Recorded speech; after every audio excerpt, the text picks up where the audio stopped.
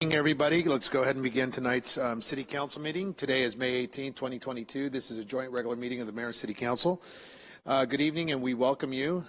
As a matter of reference here, we ask that you please limit cell phone discussion, turn off your cell phones, please, and be respectful of our council chambers.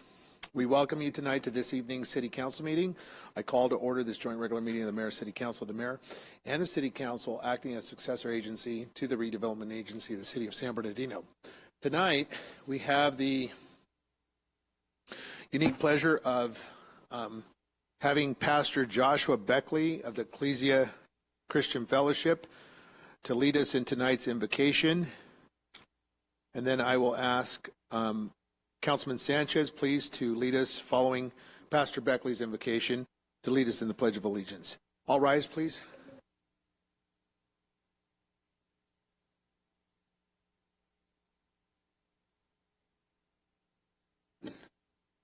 Mayor and Common Council, shall we bow our heads and pray? Father, we thank you and praise you for this evening. We ask you now, God, to superintend over the business that will be discussed as it relates to our city and the citizenry.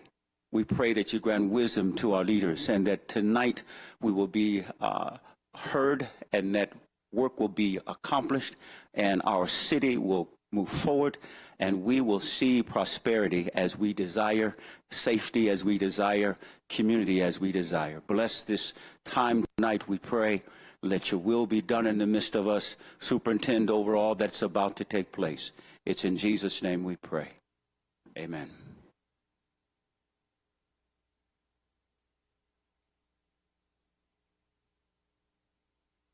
I pledge allegiance to the flag of the United States of America and to the republic for which it stands, one nation, under God, indivisible, with liberty and justice for all.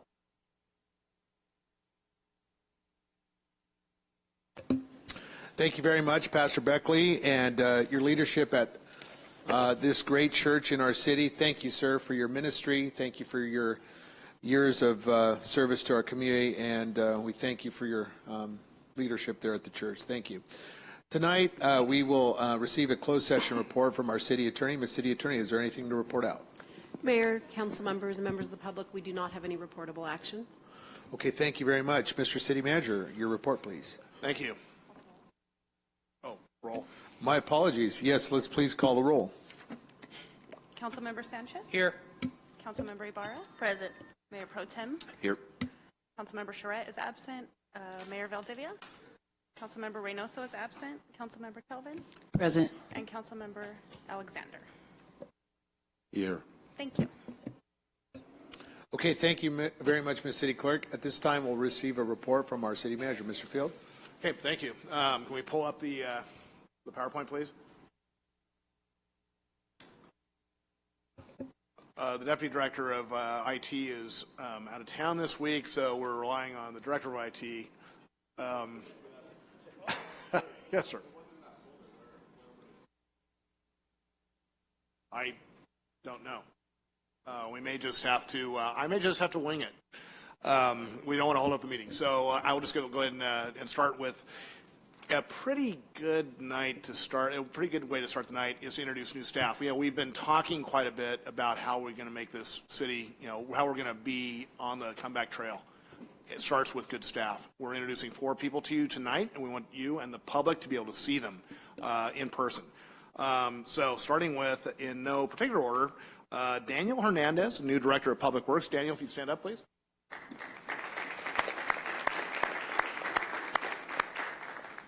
Nathan Freeman, the new Director of Community and Economic Development. I should note that it's great to, we're bringing people in from all over the place. Daniel came to us from the City of Commerce. Nathan came to us from the City of Riverside. Next up, we're going to introduce somebody from the City of Barstow. Please welcome Amanda Hernandez, who's our Economic Development Project Manager. And last but by no means least, because she came from the furthest away, Maram Fan came to us from the County of Santa Cruz. So, yeah. we are really reaching out and bringing people in from all over the place. Of course, when we started, when we hired Barbara Whitehorn away from the city of Asheville, North Carolina. So, oh, good, okay. Okay, let's go to, we'll skip that and that, since we've already seen them. Alex, we do want to thank Alex Keisha, who served as the interim public works director, still serving as the city engineer. So, Alex, thank you for all that you've done for the last several months. And in that vein, we've done a lot of stuff through Public Works. Let's go to the next slide. Show you something from Ward 2, cleanup of an alley that had turned into an absolute disaster. Oh, wait a minute. Did we? Oh, I'm sorry, Councilman. I skipped over you. Councilmember Alexander and our senior management analyst, Corey Hodges, went to the California League of Cities, met with several of our legislators. Here, this is Rosalisi Ochoa-Bogue. Also met with Connie Leyva and Eloise Gomez-Reyes. And several others, courtesy of our lobbying team, and discussed all kinds of things, legislative priorities, funding opportunities, so on and so forth. I imagine we'll hear a little bit more about that from Councilman Alexander. Okay, now, go on to the next one. Back to the Public Works world. This is what it looked like, the alleyway, 16th and F in Ward 2. That's what it looked like before. Let's go to the next slide. That's what it looks like now. And yeah. And we're trying to do that all over the city. We're expanding our crews and bringing on another crew here soon who's going to provide some additional painting ability for us. So we're doing stuff like this all over the place. Next up, the police department seized a whole bunch of fentanyl, 2 million lethal doses worth that had a street value of $80,000. A whole bunch of meth as well. So great job by the PD. Also, street takeovers. Street takeovers, pretty big deal here lately. Well, here's one who's paying the price. Edgar Pena, 31 years old, has been arrested by the PD. So I want to thank the police department for that investigation and arrest. So thanks you guys very much. Next up, the water department received a bunch of money for seismic improvements, which is really going to help maintain a stable, secure, safe water supply for us in the event of a very likely, of course, seismic event here, since we're so close to several earthquake faults. They've also received some funding to help people pay their sewer bills, a little over $1 million to help people defray the costs associated with sewer service. So that's a great move by the water department. I want to thank them for that. Next up, news and notes. Library's summer reading program begins on June 6th, and we'll be reading books for kids through the summer. Wouldn't be a meeting without or a city manager's report without something from Animal Services. So we are doing $25 pet adoptions this weekend thanks to Bounty Paper Towels. We get sponsorship from all kinds of different people. So it's this weekend, Bounty Paper Towels. Also, we never fail to hear from Liddy Gutfeld in the Parks Department. It is Water Safety Challenge. As we know, drowning is a really significant risk, especially for kids. This coming Saturday from 10 till noon, Water Safety Challenge at Jerry Lewis Family Swim Center for water safety skill training. It's going to be a great fun day, but it has a real purpose to it. So I want to thank the Parks Department for doing this. Next page, next slide, which is the last one. On Memorial Day, Monday, May 30th, we're going to honor and celebrate the brave men and women who served our country and paid the ultimate price. So we want to invite the entire community to come out and help us as we remember our fallen fellow citizens in a very appropriate way. So and also honor our veterans. So with that, Mayor, I've finished my report. Thank you. Okay, thank you very much. There's a screen. Can we just put the city logo up there or desktop, and then we'll invite Zoom in just a few moments? Thank you. Thank you, Mr. City Manager, for your presentation. At this time, we will recognize council members, beginning to my right, and Councilman Ted Sanchez of the 1st District. Sir? Yes, I have two things I want to bring up. The first one is, I'm sure everyone's familiar with the street takeovers that have been terrorizing our part of town. Well, I got stats from our police department. So we've had 52 arrests, 65 citations, 41 vehicles that have been towed, and 1 firearm that's been confiscated. So when people ask, what's being done about these takeovers. We're hunting these bad actors down, and we're bringing them to justice. So second thing, a lot of my constituents on the west side of town have been asking for updates on the Mount Vernon Bridge. So those who aren't familiar, it's a nearly $300 million investment at all levels for our little part of town, and that bridge will serve, that small community for the next 100 years. So I'm very excited, and it's justified, even though there are some inconveniences. But I think that the people on the west side deserve to know when that bridge will be up and running, and maybe even just a status update where we are. So I do believe that it's really in 3 phases. The first phase was demolition. Second phase is BNSF rerouting the tracks. And the third phase is building the new bridge. And right now we're in the second phase. So I'm going to invite, and I promise, at least for my part, that it will be a friendly presentation when we host BNSF, to have them come out and present to the city where they are in their portion of this project. So please, all the people on the west side, well, anywhere in the city or anywhere in the area, if you're curious as to where we are on this, stay tuned. We will in the future near future have BNSF as well as city staff come out and give us an update on that bridge. Okay, that's it. Thanks. Thank you, Councilman. And to provide some added context to the councilman, San Bernardino County Transit Authority, we received a comprehensive update on the Mount Vernon Bridge. We want to ensure that, as Councilman had suggested, the second phase is underway, and we are due to begin that construction process for phase 3 on or about August 1st of this year, and it'll take another about 20 to 22 months. So please continue to be patient and honor the detour signs. Thank you, Councilman Sanchez. Councilmember Sandra Barr, the 2nd District, ma'am. Thank you, Mayor. Just real briefly, I want to update our constituents who drive along Highland Avenue off the 215 freeway. Highland is getting their ADA sidewalks currently, and it is set to be paved. If you ever get on the freeway off Highland and 215 going south, or getting onto the 210, you'll know how bad that area was under the bridge. That has been completely done now by Caltrans and All American Asphalt, and now the city will be working on the second portion of Highland all the way to Lincoln. So I just want to, I'm very excited, and we have our solar-powered LED lights on East Street. So if anybody's driving at nighttime on East Street, we do have solar-powered lights. Really nice. Thank you. Very good. And we want to thank and appreciate our Highland Business Avenue corridor for their continued patience. From Muscogee to G Street and even H Street, you're seeing significant road improvements. At the 259, Caltrans in the last 3.5 weeks has done substantive work on the asphalt improvements on the northbound, southbound lanes, both 2 up, 2 down, and we're seeing some great improvements on the Caltrans 259. So great work, Council Member, and thank you for the update. Council Member of the 3rd District, Juan Figueroa, sir. Thank you. I'd like to start off by saying welcome to our new directors for CED and Public Works. Thank you. Welcome aboard. Thank you to the city manager's office as well. Great work. The city of San Bernardino is moving forward, so thank you to you for that as well. I recently had the opportunity to meet with various community neighborhood associations and attended community meetings. So I'll just give a little bit of an update, some of the highlighted points for some of them.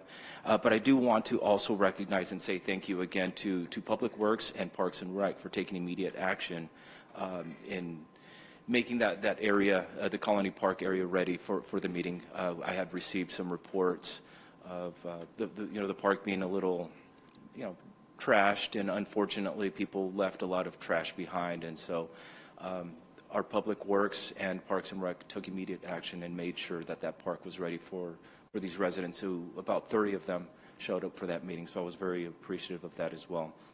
Some of the highlights of that meeting were and we've had this conversation as well, Mr. City Manager, is the crosswalk, the lighted crosswalk on Harwick. So that's something that they definitely, for those who aren't familiar with the area, there's a parking lot, and then across the street, in order for the children, for the families to get to the park, they actually literally have to jaywalk across the street in order to get to that park. So that's something that we would really, I'm going to continue to advocate for that park, specifically for that crosswalk. along with the ADA improvements on Waterman Bridge in that area. And one of the other concerns was also street racing on Commercial Road. The other neighborhood meeting that I was able to attend recently was for the Rancho West, and some of the issues, some of the things that have been of concern for them in their area, of course, was speeding, graffiti, and repaving of roads. And just recently also with the Lyle Creek and Valley College areas, some of the issues that they brought up were public safety, road repairs, fireworks that are going off in the middle of the night, and a lot of the street vendors that are blocking some of the sidewalks. So those were some of the highlights, the issues that were brought up during those meetings, and I'm hoping that we can continue to work and move forward and fixing and resolving some of those things. And then also I wanted to say just a big thank you to those who made the ultimate sacrifice in our military, especially with Memorial Day coming up.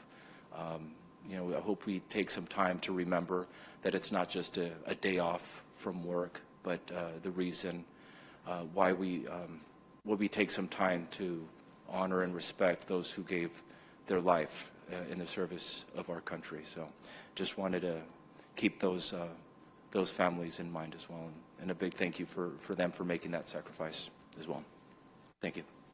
Thank you very much, Councilman, and also the Councilman. I think he might have mentioned this, but the Mill Street corridor from Ellen Street all the way to G Street, both lanes have been paved, and we're very, very grateful for our Public Works team and All American Asphalt. So great continued work there, Councilman. And it was a joy to attend the councilman's, I obviously live in the 3rd Ward, but Councilman is my councilman. And my wife and I and the kids attended the neighborhood council meeting. And it was a great show of support to hear and learn and understand the priorities of our councilman. So we fully support you, Councilman, and what you're doing in our city. And we thank you for your continued labors here in our 3rd District. Council member to my left, Council member Kim Calvin of the 6th District. Ma'am. Good evening, San Bernardino. How is everybody tonight? Yay! Well, I just want to welcome our new team members as well. We are very, very happy to have you aboard with us and looking forward to all the many things that your resume says that you're able to do. No pressure at all. But we've been waiting, so a lot of pressure. I want to thank Public Works again and Mr. Kishta for while you've been an interim director for the city of San Bernardino and Public Works, you have done some phenomenal work. And I appreciate it all throughout the entire city. I believe that every council member up here would agree with that. So thank you again, Mr. Kishta. So everyone in the 6th Ward, I hope you're being able to see some of the new things that are being taken care of by Public Works, trees being cut, new street signs over there in Cimarron Ranch. Mr. Gary, you're waving at me. Thank you very much, sir. And this is important that we're just going to continue to push forward, ladies and gentlemen. I know you might say, I don't see anything on my street yet. It's coming. We didn't get here overnight, and it's not going to take us overnight to get out, but we are moving forward. And so just continue to be patient with us. But make sure that you use the CRM request. Wherever you see something, whether it's in your ward or in any other ward, people dumping things on the street, mattresses, please use the CRM request and say, give us that exact location, and someone will be out there. Graffiti, use that hotline so we can come on out and make sure that that gets done and taken away within 24 to 48 hours. We appreciate all of our assistance. I attended a conference with Councilmember Alexander, but you know he's going to take it and run with it for me because he has his book tonight where he has been. This is one busy council member over here. But it was a very, very good conference. We were able to meet a lot of organizations, businesses, developers who are looking to come to a city like San Bernardino who is on the move and moving forward. So it was a great conference. Thank you so much. I also want to hope that we can end this meeting with a moment of silence for one of our very own, Arlington Rogers. His mother transcended, and I just want us to end this meeting in her memory, Bobby Jean Johnson, tonight. And that is all for me. Thank you. Thank you very much. Council member of the 7th District, Councilman Damon Alexander, sir. Good evening, San Bernardino. Thank you. Somebody's alive. Once again, welcome to the new. Is this working? Is this on? No. Could someone hit that? Harry, I don't. Thank you. Oh yeah, now you can hear me, right? Thank you, everyone, for coming out tonight. I'd appreciate it because it's your time and your energy to come out here. So we appreciate you coming out. We really do. I want to thank also Mr. Keisha for all the work that you have done as director. I appreciate it. You're sitting back there very cool, like you're, got a smoking jacket on. But I appreciate all that you've done, and you continue to do. He is cool. Welcome to all the new employees of San Bernardino. Thank you guys for coming out. It's a full house. From this angle, you should see it from this angle. It's like a full house. It's wonderful to see that all the positions that have been taken. Let me see here. Okay. Oh, and who's the new director? Mr. Hernandez? Yeah. We got it coming, buddy. So get your notes ready. Genevieve Lights. You writing that down?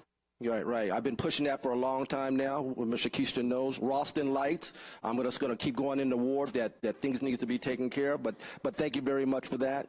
Thank you for covering Bobby Jean from New Hope Missionary Baptist Church, my home church. That woman was. I knew Bobby Jean when I came to church, and she had a smile that would just light up a room, and she will be missed. Thank you, Jeff Krause. Where are you? Raise your hand. There you go. I heard that you were the one that got us that $4.1 million grant. Is that the case? Is that right? Okay, whatever. Take the credit, man. It's a all youth workforce development program grant, ladies and gentlemen, for $4.1 million. It's supposed to employ up to 66 people. Is that right? 60? So, who's going to quabble about one or another? But it's a lot of people, and thank you very much for knocking that out the park. I appreciate that. Good job. Like Councilmember Calvin said, this is the boring part, people. I'm just going to let you know. When we go to conferences, there's a reason. And for those who follow politics, we've been, I won't say absent, but sporadic in conferences. And things get done, and we grow as council members through conferences, because that's what we learn, just like you learn on the job. So we went to, Councilmember Calvin and I went to SCAG, the General Assembly. We represented the city there. And one thing we took back was affordable housing. Everybody's always talking about affordable housing. We learned about affordable. When we came on here, I'm going to tell you, I knew nothing to little about affordable housing. But now, I know more than I ever wanted to know. I'm sure both of us do. We are almost affordable housing experts. We both talk to, like she said, developers that want to come into the city. But if we're not present, who are they going to talk to? Who's going to be the face? Who's going to get them in there besides the city manager and the new CED director? It's us. We're the face. So when we go to these conferences, it's for business. It's the mundane stuff of really getting into work. It ain't nothing but other than getting to the work. We also learned about, we got a crash course on enhanced infrastructure finance districts. And like I tell you, it'll put you guys to sleep, but it ain't going to put us to sleep, because that is something that we're going to learn and probably do in this city that's going to help us take us to the next level. And the only way it's going to take us to the next level is that we learn about it. So we're learning about it. We got it. We learned that $1.1 billion will be over the next 2 years for technology broadband infrastructure. Those are grants. See, so now that we know about it, we can say, hey, city manager, or hey, Jeff, since you're the latest and greatest, since you're the latest and greatest, Arlington was the last one, now this is you. Hey, we know about the infrastructure because we know our infrastructure is old. We say, get on that. And the only reason why we know about it is because we go. It's important that we go. And we also learned about zero-emission vehicles. If we're going to be the forefront and be the Wakanda, be the next lead city, ladies and gentlemen, I know I'm putting some people to sleep, but hey, it's important. Zero-emission vehicles are important because we yell over here about particulates in our city, but yet we're not zero-emission. Just like I mentioned last meeting, all the vehicles we're buying, hybrids, or other than fossil fuels. Well, there are a lot of cities out there that do that, and we should be on the forefront of doing that. If we have to change it in policy or code or ordinance, we need to do that because other cities are doing that, and that's best practices if we want to be in the forefront. We studied all that. Then I went to what the San Bernardino delegation, like the city manager said, there was a delegation. Corey, where's your hand? There you are, Corey. Corey Hodges and I and our lobbyists, we went up there advocating for the city. That's what we were doing. Like I said, they're like, San Bernardino? Yes, San Bernardino is here. We're up there in Sacramento advocating for the city to get funds because that's the way it's done. That's the way it's done. So we were up there for 2 days. We, like they said, we met with Senator Ochoa Bogue, Majority Leader Reyes, Senator Leyva. And what we did do, one thing, and I'll cut this short, is that we're asking, why aren't we getting that Prop 68 grant money? We said, hey, why aren't we getting it? You guys came down here, you knocked on the door, you walked with Councilman Sanchez, and we didn't get the money. So we're like, hey, we need an answer. So when we come back next year for it, we'll get it. So we did all that. We met with them. We met with, we got some Senate bills that are addressing homelessness and behavioral health. There's going to be from Senator Ochoa. There's going to be a court called a mental health court that's coming our way. And that's going to come with money.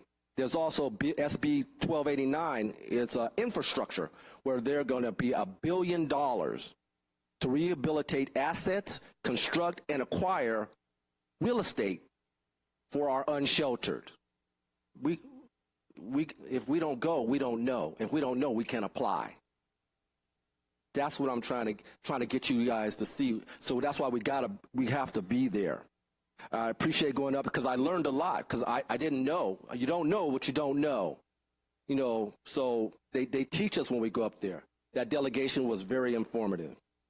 Okay, and that's all that about that delegation. On May 20th is Young Visionaries Gala coming up. So if you can help them out, you know the good work that Young Visionaries does.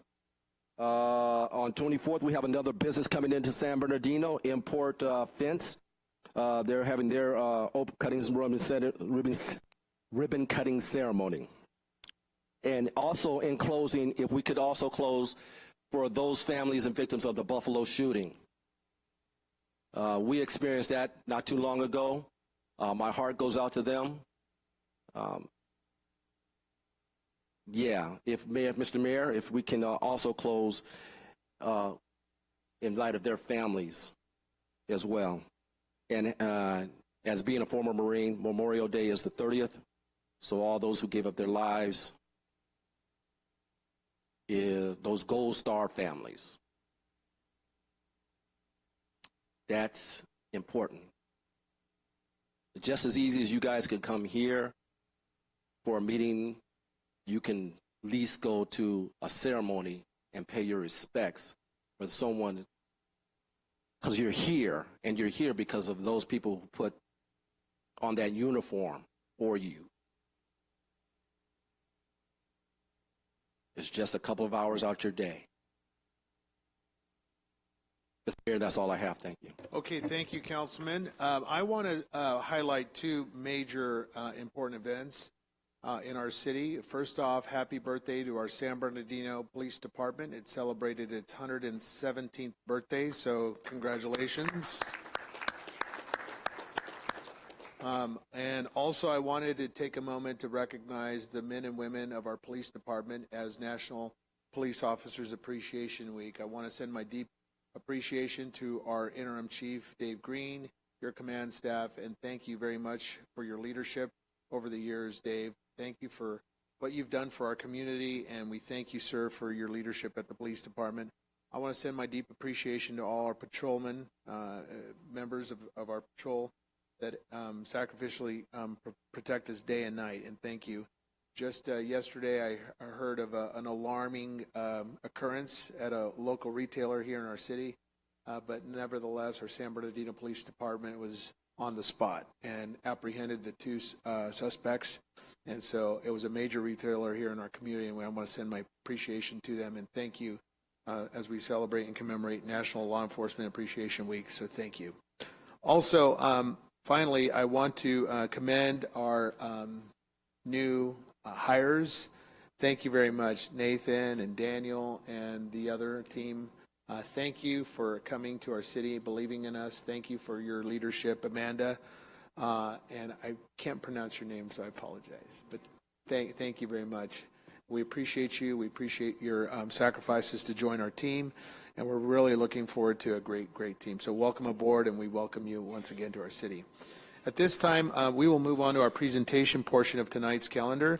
This is a proclamation for the National Kids to Parks Day, Saturday, May 21st. And so I'll read the proclamation, and then just in a few moments, I will ask Liddy Goodfield, our Parks and Rec Director, to join me at the podium. But let me read this to our audience and those viewing at home. This is a proclamation of the Mayor and City Council recognizing and celebrating National Kids to Parks Day in the city of San Bernardino, put forward by the National Park Trust, which is Trust Forever. Whereas May 21st, 2022 is the 12th Kids to Parks Day organized and launched by the National Park Trust, held annually on the third Saturday of May. And whereas Kids to Park Day empowers kids and encourages families to get outdoors and visit local parks, public lands, and waters. And whereas we should encourage the children in our community to lead a more active lifestyle to combat issues of childhood obesity, diabetes, hypertension, and hypercholesterolemia. And whereas Kids to Parks Day will broaden and expand children's appreciation for nature and outdoors. And whereas Kids to Parks Day will recognize the importance of recreating responsibly while enjoying the benefits of the outdoors, now therefore be it resolved that the San Bernardino Mayor and City Council do hereby proclaim Saturday, May 21st, 22, as National Kids to Parks Day.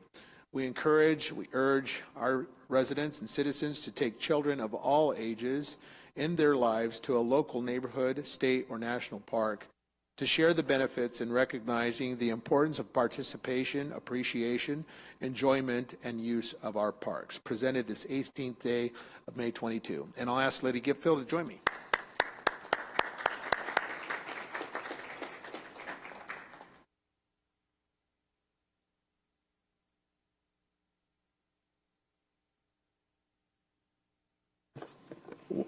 Our city has over 45 parks.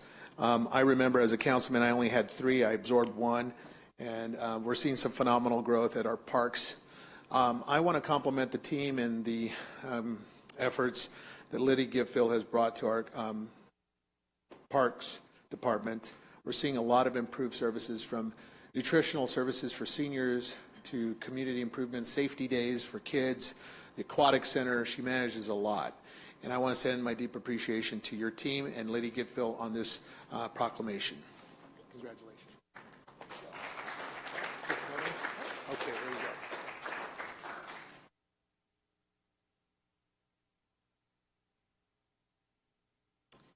May 21st, no better way to celebrate National Kids to Parks Day than coming out to the Jerry Lewis Family Swim Center for Water Safety Day. Tons of activities for family and friends. We hope that you can all join us and make sure that our community stays safe. Thank you. Thank you. Okay, very good. At this time, we'll move on to item number 2 of presentation portion tonight. We'll ask our city manager to please introduce the item. This is FP5 presentation from our San Bernardino County Fire. Mr. Field? Yes, we've asked the fire department to come in and give us a brief 5-minute presentation on what's going on with FP5 and what the ramifications are of the ballot initiative that's up. This is not a pitch for a vote. It is simply a report on the potential outcomes as a result. So, Chief Washington, if you would, you have the floor. Thank you, sir. Thank you, Mr. City Manager, Mayor, Council. It's certainly a pleasure to be here. My name is Bertrell Washington. I'm the Deputy Fire Chief for County Fire on behalf of our Fire Chief, Dan Muncy. As you may know, we work very tirelessly behind the scenes to support Chief Mejia so that we can provide the best service we possibly can to the city of San Bernardino. And so going into the presentation, as our city manager mentioned, We cannot and will not advocate yes or no, but we would like to share just some facts and some information with you so that the citizens might be aware of what's going on. And so if we go to the next slide, just a little bit about County Fire. We cover 19,200 square miles. It's interesting that 78% of that land is actually state or federal land. County Fire is not a department of San Bernardino County. It is a special district. It's a separate legal entity. And we respond to over 140,000 calls annually, and over 40,000 of those are right here in the city. And we respond to every other thing, really, just to make it short. There are a lot of resources that County Fire has, and we're happy to make sure that all those resources are available right here in the city. Next slide, please. And the next one. And so just briefly, this slide shows all of our revenue sources, from property taxes, fees and others, county general MOU, and then the FP5 special tax. And you'll see that in fiscal year 21-22, 42.7 million of our 224.9 overall was from FP5. And so it is a significant portion of our revenue. Next slide. And this next slide kind of breaks down where that FP5 revenue comes from. And so right in the city of San Bernardino, there's over $8 million that came from FP5 to our overall budget. Next slide, please. And the next one. And so this slide just gives an example of some of the reductions in service that would come without that revenue source. And so, as you can see here, we operate through service zones, and so we have service zones that allocate funding to our overall services. And so if we took the Valley Service Zone as an example, which is where the city is, we would have to reduce between 9 to 17 stations without that FP5 funding. It generally costs us approximately $2.5 million to operate each of our fire stations. And so that's just one example of what could occur there. Next slide, please. This slide just kind of gives a sample of the work that our firefighters are doing. We're very, frankly proud of our firefighters and what they're able to do throughout County Fire. And so we just wanted to show you a comparison of other jurisdictions and the annual calls that those firefighters go on average. And as you would see over toward the left portion of this slide, county firefighters are going on a significant amount of calls per firefighter. And if you look specifically in the Valley Service Zone, that number is higher than any of the other cities listed on this slide. And so that's what the blue shows, which is current. The gray shading shows what it would look like if we had to reduce services and reduce the number of firefighters that we have providing service. They would go on a significantly more number of calls, which would then impact our ability to provide training and other resources so that they can continue to do the work that they do.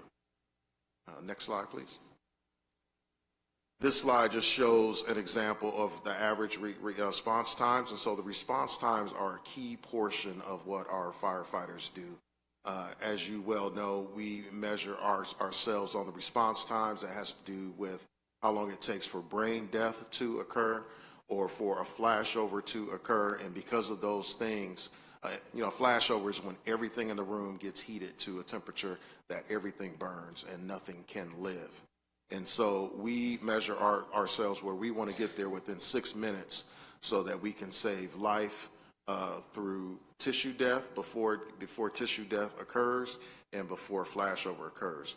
So right now in the Valley Zone, our average response times is 4 minutes, 42 seconds, which is excellent, and you will see the best across all of our service zones. If we had to reduce services due to funding, that we estimate that would jump up to about 5 minutes, 47 seconds. Next slide, please. So this slide here just gives you an overview of our staffing levels. And so we staff at about 623 full-time employees. Without this funding, we would have to reduce those numbers to approximately 457. Next slide, please. And then the next one. And so this gets a little bit more specifically to the city. And as you see on this map here, it shows that there are 9 city fire stations across the city. And then we also have the International Airport Station here. And so again, just 9 stations and then some other stations in the area that are in this East Valley Division 2. Next slide. And so the estimate if we had to cut that $8 million that comes from this service zone, it would be approximately 3 to 4 engine companies or approximately 4 fire stations, where it could go from 9 fire stations to about 5 without that $8 million plus dollars. And before I ask Chief Mejia to come up, I would also just share that I kind of already covered the response times and some of the impacts that it could have on the rescues and the fires and the individuals that we are responding to. So that's some of the information related to FP5. I also wanted to save a little time so we can give you an update on some of the incident, or at least a major incident that occurred here. And Chief Mejia would do that, or we can answer any questions that you might have. Thank you very much. At this time, we'll ask Chief Mejia, please, to come to the podium. I've specifically requested a quick update on the Carousel Mall incident on Sunday night. And if you could, and then we'll open it up to other council members for questions regarding FP5. Chief Mejia. Good evening, Mayor Pro Tem, City Council. We wanted to update you on the Carousel Mall fire that happened on the 15th. It was at 1850 or 6:50 at night. It came in as smoke in the area or light smoke. So we only responded 1 engine and a battalion chief to the fire. When they got there, they updated it quickly to a commercial fire, which we get 2 trucks and 5 engines on, and as well as a battalion chief. They started seeing fire start to come out of some of the holes in the roof, and so they upgraded it to a first alarm fire. They made entry here on East Street, just south of Court. And that's a challenge for us because here we've been working with the city to try to keep that building sealed up, to keep people out of it. We know that the challenges the city has with trying to keep people out, but we have to make a way in when we do have a fire. So there was a significant challenge to us to make entry into the building, and it took us a little bit of time. But once we got in there, we had some deep stretches. We had to go find the fire. The building was smoked out. We had poor visibility. We had to use thermal imaging cameras, not only one to find the fire, but also to make sure that we had nobody in that building. And it helps us locate anybody that might be in the building. So we picked a second point of entry. We came in off of 2nd Street on the south side, and we started a second alarm. A second alarm to us is a matching of the first alarm. So we added another 2 trucks and 5 more engines and another battalion chief. And then they went in and we had a 600-foot hose lay from the south side. So you could see the amount of time it takes to put that kind of hose in there, find your way through. And then, like I said, we had some issues with trying to locate the fire. With the low visibility, we could see the heat, we could see where it's pumping out. And it turned out it was in the old leasing building. They had a lot of fire load in there. They had a bunch of paperwork and Christmas decorations that were left over in there, and that's what was on fire. So we went ahead and as we were progressing in, we started a third alarm. So we ended up with 15 engines, 5 trucks, an airlight unit, a rescue, and an additional BC. And out of all those units, we had 3 cooperator units there. Rialto sent 1 and Colton sent 2 engines. But the majority of those units were San Bernardino County fires. We put the fire under control at 2018, about an hour and 20 minutes it took for us to get in there and locate that fire. And the fire is really contained to one room, that leasing room. And we were able to finally get in there. But significant damage had happened to the building where we started having some sagging from the roof. So it really compromised our ability to get in there because of our firefighter safety. We ended up finding nobody in the building. We had no injuries on our side. And we were able to terminate command at about 22:38. So we had about a little over 3 hours on this incident. And you could see the significant challenges we have. We continue to work with the city to try to, one, keep that building buttoned up so we don't have people in there. But just to give you some stats, we've run 26 incidents there, fire incidents, since January 1st. So we're going there quite often to that address. We had our arson investigators there. Our arson investigators went, and it was undeterminable. They could find the room of origin, but they don't know it's human caused. We know that, but we don't know if it was accidental, reckless, or incendiary. So they're continuing to work. They have no suspects. They'll continue to see if they can find a suspect or figure out the cause. That's it on my report. Thank you very much. Thank you, sir, for the report. We want to ensure that there's safety measures for our firefighters. Obviously, that's a priority. In your estimation, is the building is constantly calls for service? You say 27? 26 since January 1st. Right. This needs to be a priority. So, Mr. City Manager, I am requesting that this item come back before council for full discussion, deliberation on demolition proceedings. I think that's the next step that I'd like to take as a council, and we need to entertain that. So that'd be my direction to our city manager. We'll open it up to other questions regarding FP5, the fire at Carousel Mall from any council members. We have Councilmember Juan Figueroa, followed by Councilmember Alexander. Sir. Thank you. 26 incidents since January. That is very concerning, and so I hope that we do start taking some action, because what I hear, what my interpretation of that is, 26 times we've had calls for service to this location, and my concern is if somebody calls 911 because somebody's having a heart attack somewhere else, what is the response to that situation? Because we're busy putting out a fire at a building that really, in my opinion, should have probably been demolished at this point already. Are people's lives at risk because we have how many trucks? 5 trucks or 15 engines responding to 26 separate incidents? Are people's lives being put at risk because of this? Yeah, we believe so.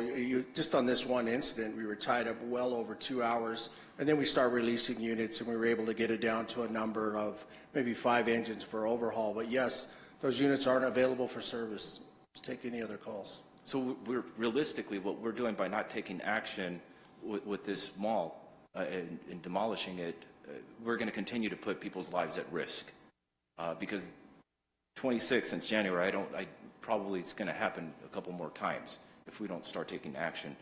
So that's definitely a concern. Regarding FP5, prior to the transfer to county, I believe we had already closed I think it was 2 stations in the city, and now I'm hearing potentially 3 to 4 more closures in the city as well. That is greatly concerning to me as well. Is there a plan to address if something like that were to happen? I mean, how do we approach an additional? I mean, we're talking about potentially 6 closures in the last. I don't know how many years has it been? Like 6 years, 2016.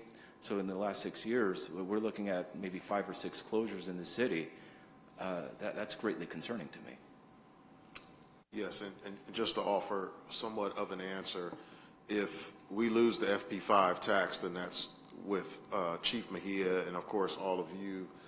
We would start working very feverishly to figure out exactly what steps we would take next. We do have some, we have had some discussions. We have some preliminary plans. That's how we were able to come up with that estimate. But nothing would be done just by us alone. We would work with you all to figure out next steps.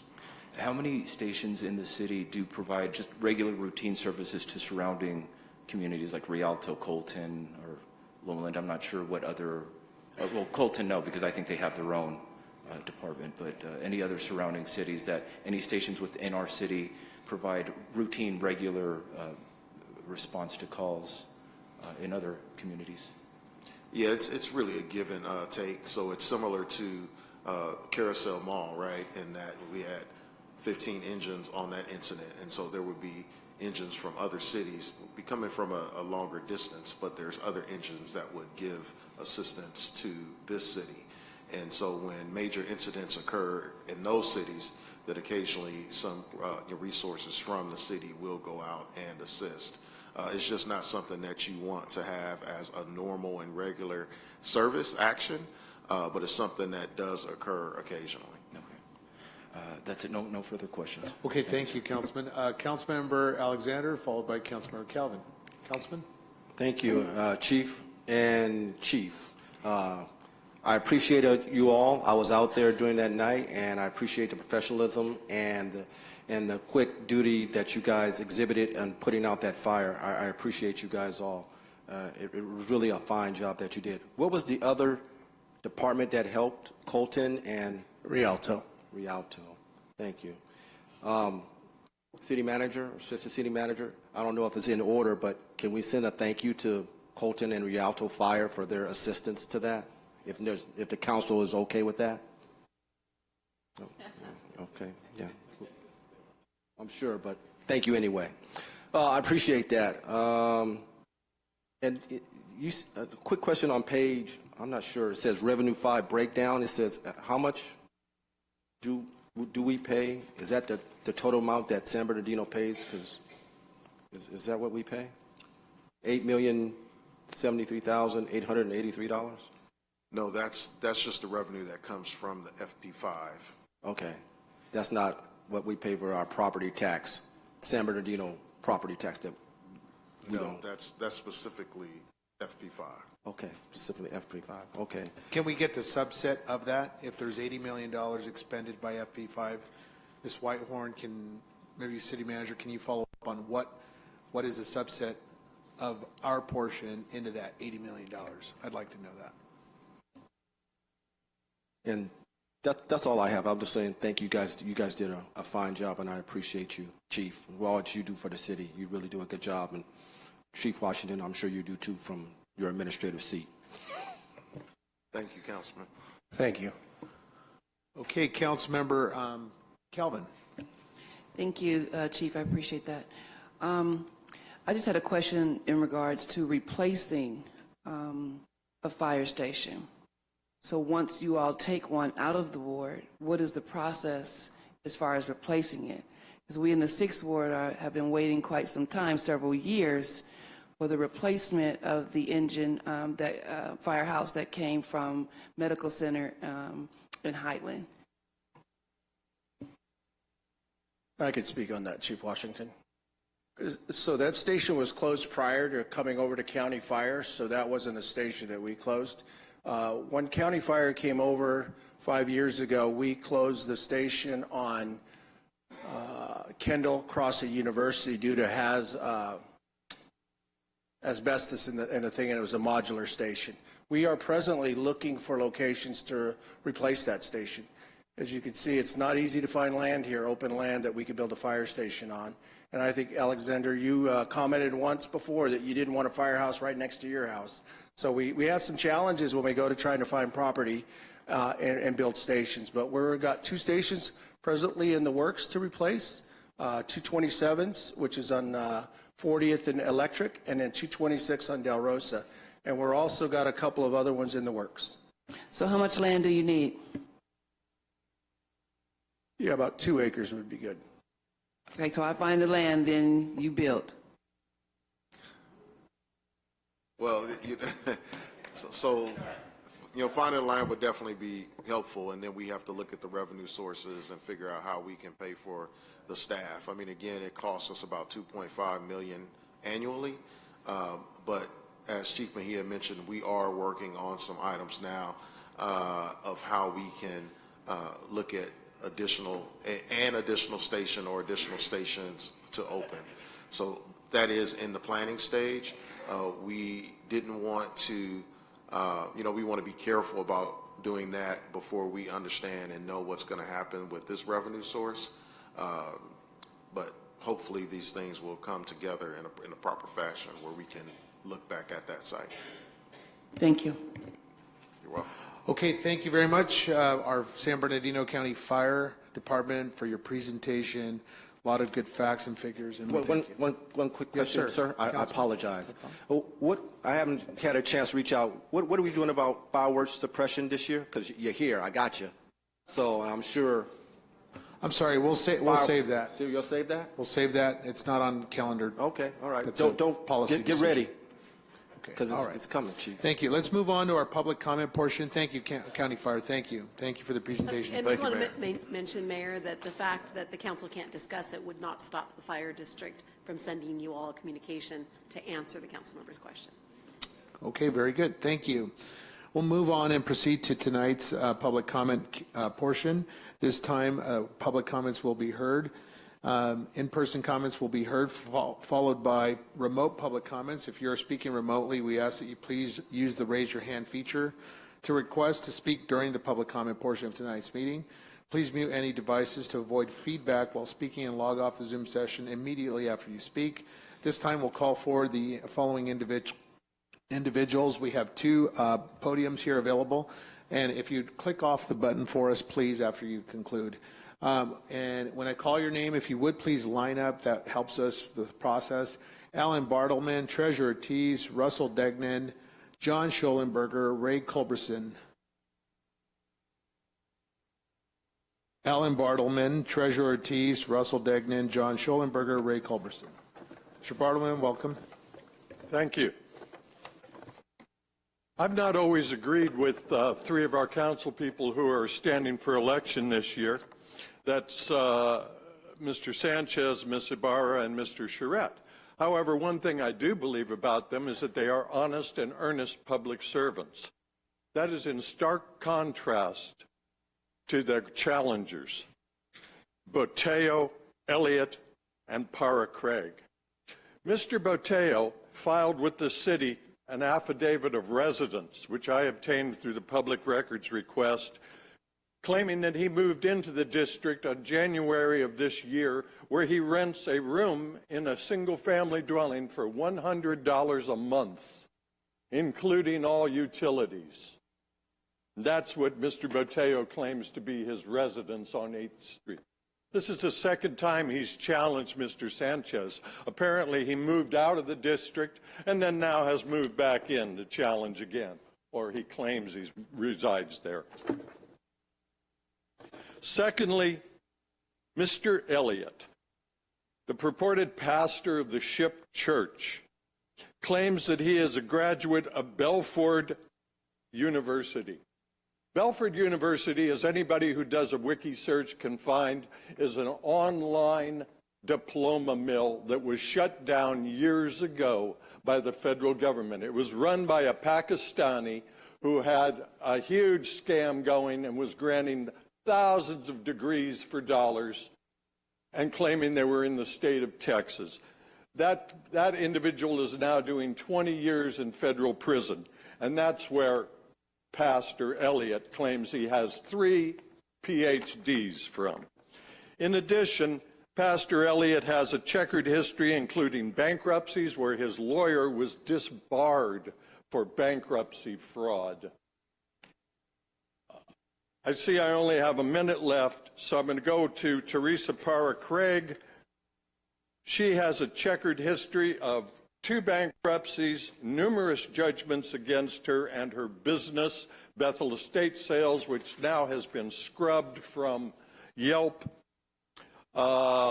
She has IRS liens against her for $42,000 on one and $39,000 another. She's been sued twice in San Bernardino County successfully. She's been evicted. Using the name Teresa Parra, she was on the school board. After she left, when she left the school board, none of her peers on the school board would endorse her. She's run for water board. What does Teresa Parra Craig want to be when she grows up? Ladies and gentlemen, please educate yourselves to who the candidates are. The Police Officers Association shouldn't be endorsing Thank two you, of sir. these. Your time is up. Our next speaker Thank is you, Mr. Treasurer. Mayor. Thank you, sir. Our next speaker is Treasurer Tees, followed by Russell Degnan, John Schollenberger, Ray Culberson, and Harry Hatch. So Tees. Good evening, Council. So I have extreme concerns about what we just heard about with FP5 concerning our city, given the fact that we independently negotiated with the county for fire services at the exact level of service we had prior to the bankruptcy. So why would we at all affected when all of our tax dollars, our property tax, are going directly to the county? We've had a rise in property tax assessed value. Sounds like a big scam to me. It sounds like is while other areas that have been taxed without representation or being called into accountability by the county are looking to repeal this tax for themselves, that they think one of the largest voting bases, over 105,000 registered voters in the city of San Bernardino, will somehow be able to affect that. If the county cannot keep up with their LAFCO contract, that null and voids what they put into place with us, what then allows the city to go out and renegotiate on behalf of itself and look at possibly CAL FIRE, which we all know has a huge deduction, but the same level of service in surrounding cities. Because while we went out to the county the first time, CAL FIRE was not in the realm of negotiation. We need to look into this seriously. We also need to look into the fire at the Carousel Mall. I have extreme concerns when I see online county fire saying that they told people to get out of the building. When they saw people inside of it, there's videos floating around of 3 people jumping out, being filmed. We have their faces. And then I hear this manufactured outrage on the 26th incident from the mayor getting on the news, calling for a demolition. So what do? What we always do, we follow the money. And we find out that he has taken thousands and thousands and thousands of dollars from demolition firms in and around the Inland Empire in our city. So why would the mayor once again be trying to push a $10 million demolition of the mall while he's taking political contributions from demolition companies? The same thing that we saw when he took money from a demolition firm and then the product was dumped at the top of the Oxbow. Is it more pay to play? Is this fire truly an accident? Or is this another example of the level of corruption that we constantly see when people make promises to political contributors? That's not for me to decide. What that is for you to decide is to put an independent investigation, because we will not let any elected official once again try to steal our money for their private purposes and private agendas.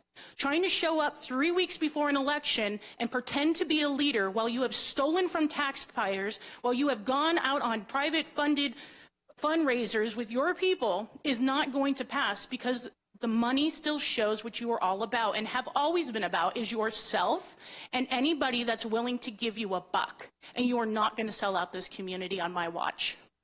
Thank you. Okay, Ms. Ortiz, your facts are abundantly false. And Ms. Ortiz, you opposed the demolition January of 2021. So thank you for your comments, but they're false. Our next speaker is John Schollenberger, followed by Russell Degnan. Go ahead, John. Okay, I'm recognizing you. Go ahead. I'd like to elaborate on some comments that were made at the recent mayoral forum of sending the goon squad to your house. Okay, I'm going to reference an article written in 2015 in the Los Angeles Times by Joe Mozingo. Did hard-nosed ex-city attorney help or hurt San Bernardino? Both Penman and Baez were interviewed in this article. And I want to read what was written in it. It says, Penman, he created his own half-dozen former police officers to serve as armed investigators. Penman once sent them to the real estate office of a mayoral candidate, Frank Schnetz, or Schneitz, I think his name is, saying that the city attorney's office got a tip that Schnetz had illegally hidden profits from brokering a transaction for the new police department building. He leaked the investigation to the papers, say Schnetz, who would later become a council member, but would not clear my name when the investigators found no problems with the transaction. Penman denies that he leaked the investigation and says he was willing to clear Schnetz's name if someone from the media had called to ask. Penman used his investigators, 2 of them retired LAPD detectives, as his own code enforcement team. When Latino residents complained that he condemned their trailer park just before Christmas in 2001, he offered them one of them a free one-way ticket back to Mexico, a gesture for which the city council officially censured him. I'll read one more piece of it. Shauna Clark, a former city clerk and city administrator, says that one of Penman's investigators once confronted her in an elevator saying, if you don't do, you better do what he wants or you're going to regret it. Something along those lines. That, to me, I would question that because you'd have to, do your investigation. Okay, that being said, I don't see anywhere in the city charter where a mayor or a sitting city attorney would have a special squad of 6 investigators at their disposal to do police and code enforcement work. That to me is a conflict of interest. We have a police department and a code enforcement department, and those 2 entities are run by their own leaders. Now, I'm hearing a lot of, we're going to have these retired policemen going out and, no, you're not.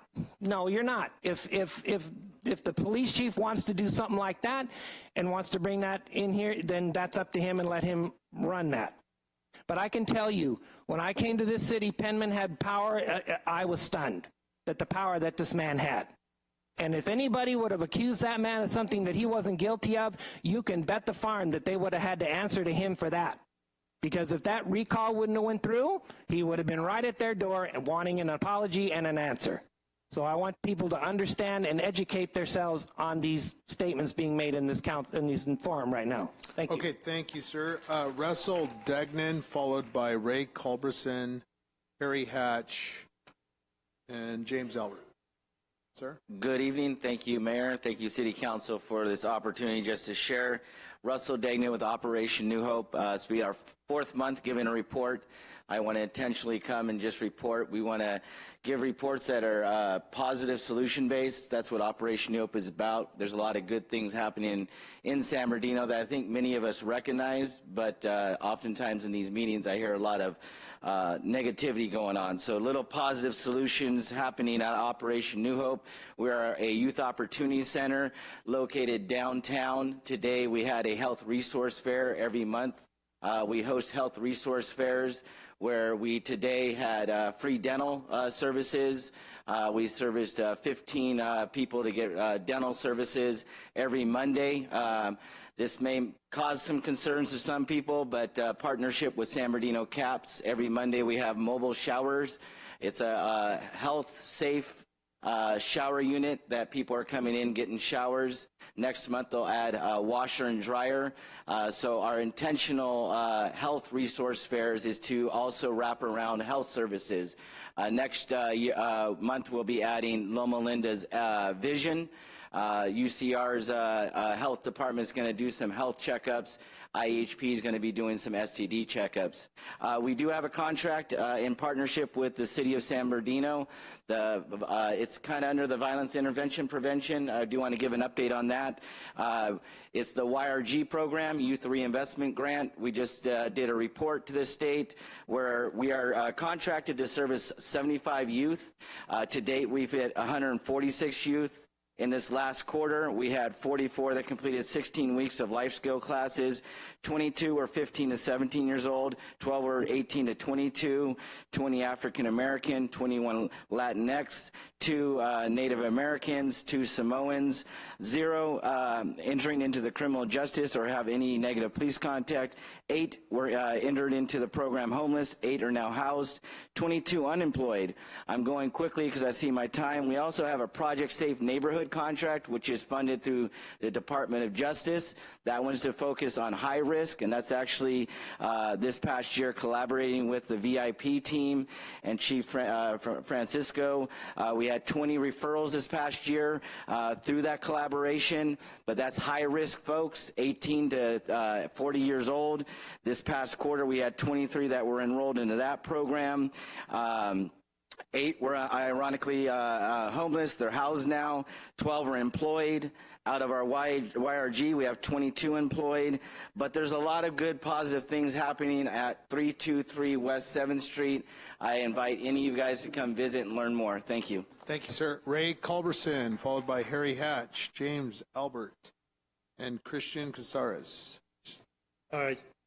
Mayor, City Council, I just want to come in and talk. I want to give you a little bit of positive news. If you don't know me, my name is Ray Culberson. I used to be the director, San Bernardino City Schools, and I'm the controversial guy who just thinks of doing the job, getting the job done. I want to thank the police department, who has always allowed me to go in and say, in the old days, what was right, what was wrong. Been on the streets, telling people on the streets what's right and what's wrong, fighting the battles and all of those other things. And then after that, after I leave San Bernardino City Schools, I go through and we start Entrepreneur High School in order to reinvigorate the city. It's just like we did in San Bernardino. Entrepreneur High School has been in existence for 4 years. We have our first high school graduation of entrepreneurs that will be happening on May 25th at the amphitheater at Valley College. And so with that, what we tried to do in that particular message is teach San Bernardino kids how to start businesses and how to function on their own and make their own money, make their own way, make their own, have their own progress. And so we were able to accomplish that. We'd like you to just acknowledge that and go see, maybe see the graduation or sometime go back and talk to the kids, because there's positive things that are happening in San Bernardino. There's positive things that are happening with the kids. If we all just stay focused on the one prize, improving the city, improving the goals, getting those things done, and using our talents in that productive way, then we can see some major things happen. In addition to that, the reason why I give a little bit of the background is because there are sometimes, there are politicians and there are workers and everybody has their own skill. My skill is taking what the street needs and trying to figure out how to make the change and then figure out which way is the best way to go in my locus of control. And so I want to challenge everybody, have your locus of control. These entrepreneurs are out there. These people who are trying to make businesses happen and success happen, we have to support them. We have to find ways to do it, creative ways. I just heard something about a $4.1 million grant. Maybe there's something there to teach people and teach adults business and business-minded kinds of things. The last thing I want to say is sometimes you got to give back. I give back a lot in terms of my time or whatever, but I'm a big property owner in San Bernardino. And I can tell you this, there are rents that are being charged that are $1,400 for a 2-bedroom house. I charge $650. I charge $700. I don't need the money. I have to help people get to the next place. And if we all take a look and try to get people to the better side and not think of ourselves all the time, we will all be better off, and we will all make a better contribution. And if we use our individual talents, we can create more entrepreneur high schools. We can create more opportunities for kids. And I just want to say that. Thank you guys very much. I know it's difficult to serve, but thank you very much. Thank you, sir. Very good job. Thank you. Our next speaker, Harry Hatch, followed by James Albert, Christian Cazares. Mr. Hatch, welcome. Thank you, sir.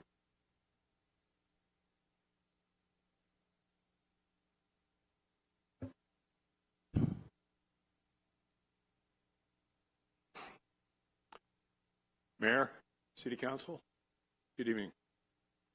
3 things tonight. Number 1, number 12 on your calendar, the second reading of the ordinance for fireworks.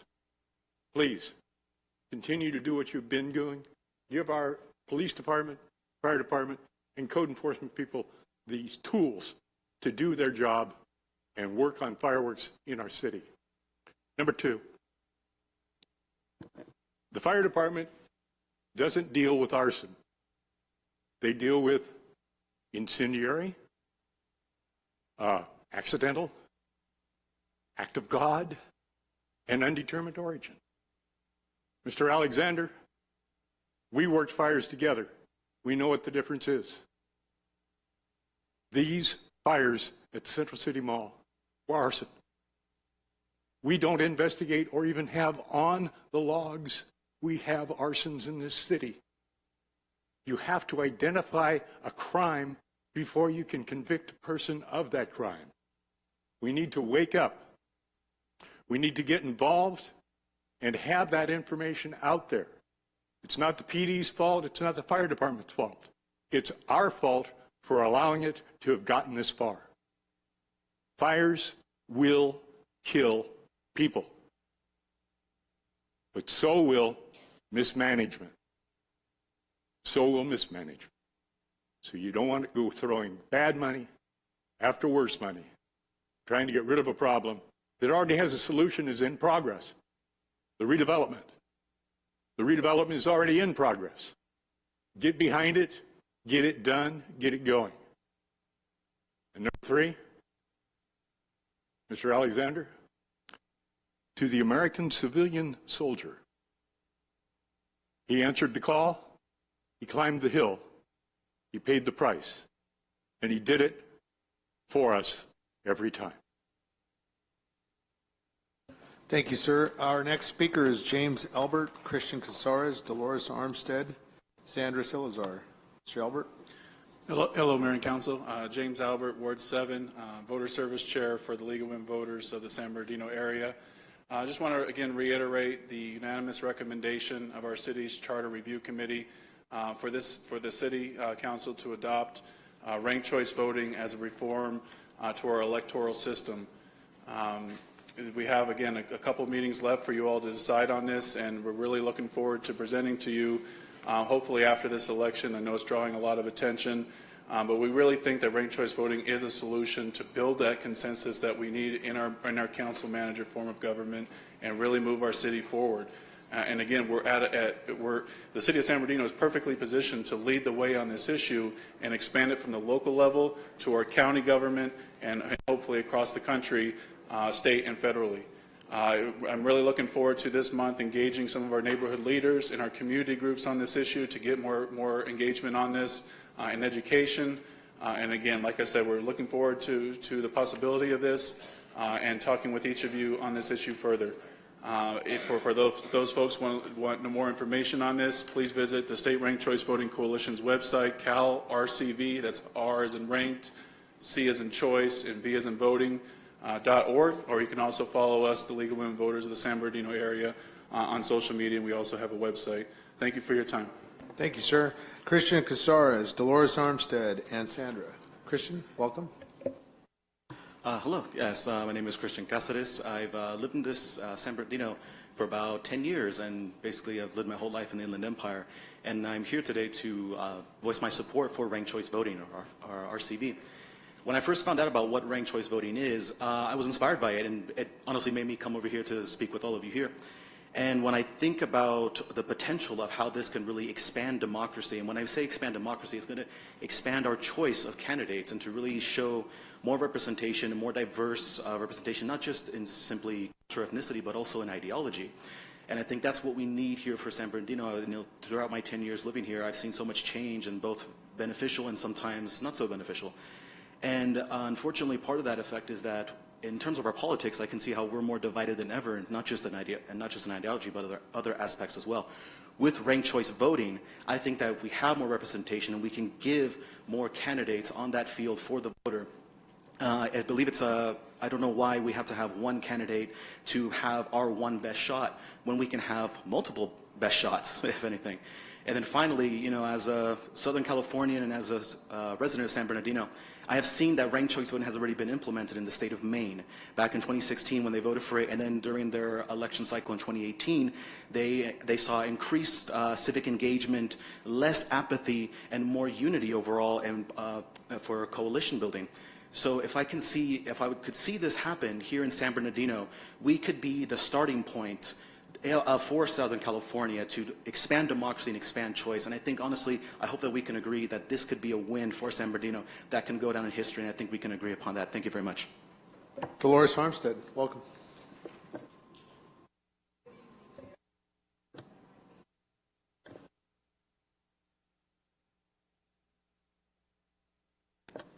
Okay. Oh, it was on. Good evening, Mayor and Council. First, I'm again advocating for staffing assistance for our council members.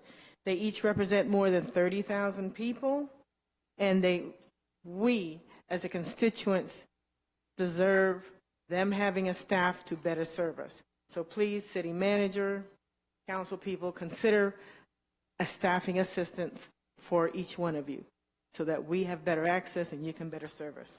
Okay? Question to the council on item 23, purchasing military equipment by the PD. I'm concerned.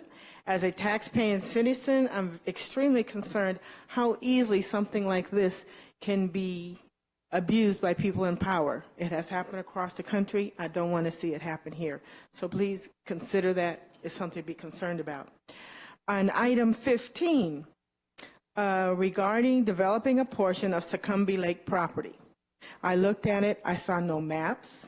I saw no details. They want to develop housing. What kind of housing? Condos? Multi-use? Tents? Nothing. There's nothing explained in there.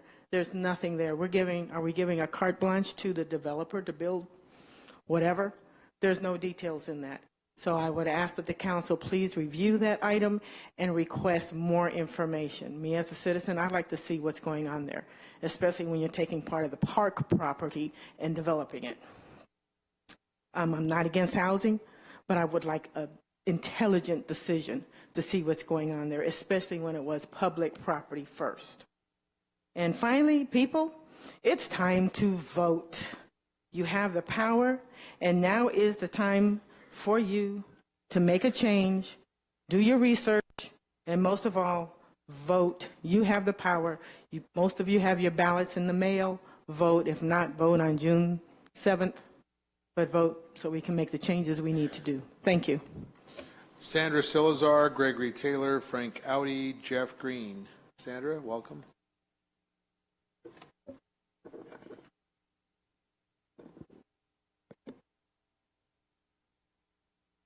Good evening, council members and mayor. Dear residents of San Bernardino, the deadline to register to vote for the June 7th primary is Monday, May 23rd. If you know anyone who is currently not registered to vote, please encourage them to register online by Monday, May 23rd. If they miss the deadline, they can still vote in person on June 7th at any polling place in San Bernardino by requesting a provisional ballot. Or they can go to the ROV office at 777 East Rialto Avenue on Election Day to request a provisional ballot. Please encourage your neighbors, friends, and relatives to vote.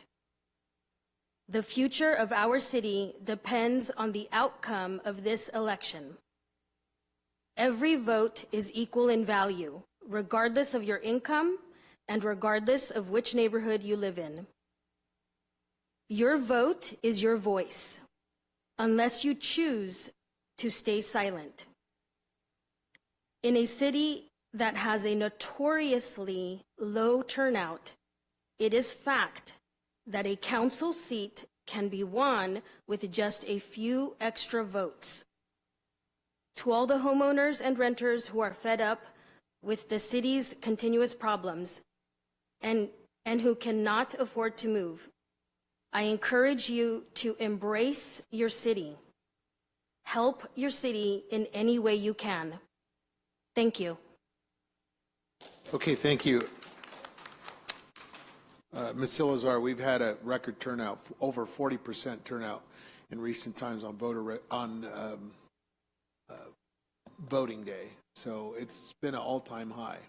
But thank you. Over 40%, yes. Our next speaker is Gregory Taylor, followed by Frank Audi. It was at 16 to 18%, Ms. Silazar, so we've improved significantly. But thank you. Gregory Taylor, Frank Audi, Jeff Green, Jocelyn Farrell. I hope I'm pronouncing that right. Jocelyn Farrell Sanders. Mr. Taylor, welcome. Good evening, City Council and Mr. Mayor. Mr. Mayor, as you can see, with the shirt that I'm wearing, I will not be voting for you ever again. You made a pit stop by my house about 3 weeks ago.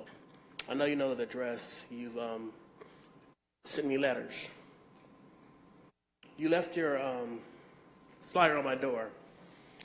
I made a beeline for you to let you know that it was a piece of trash that was being put on my door. I immediately threw it in the trash.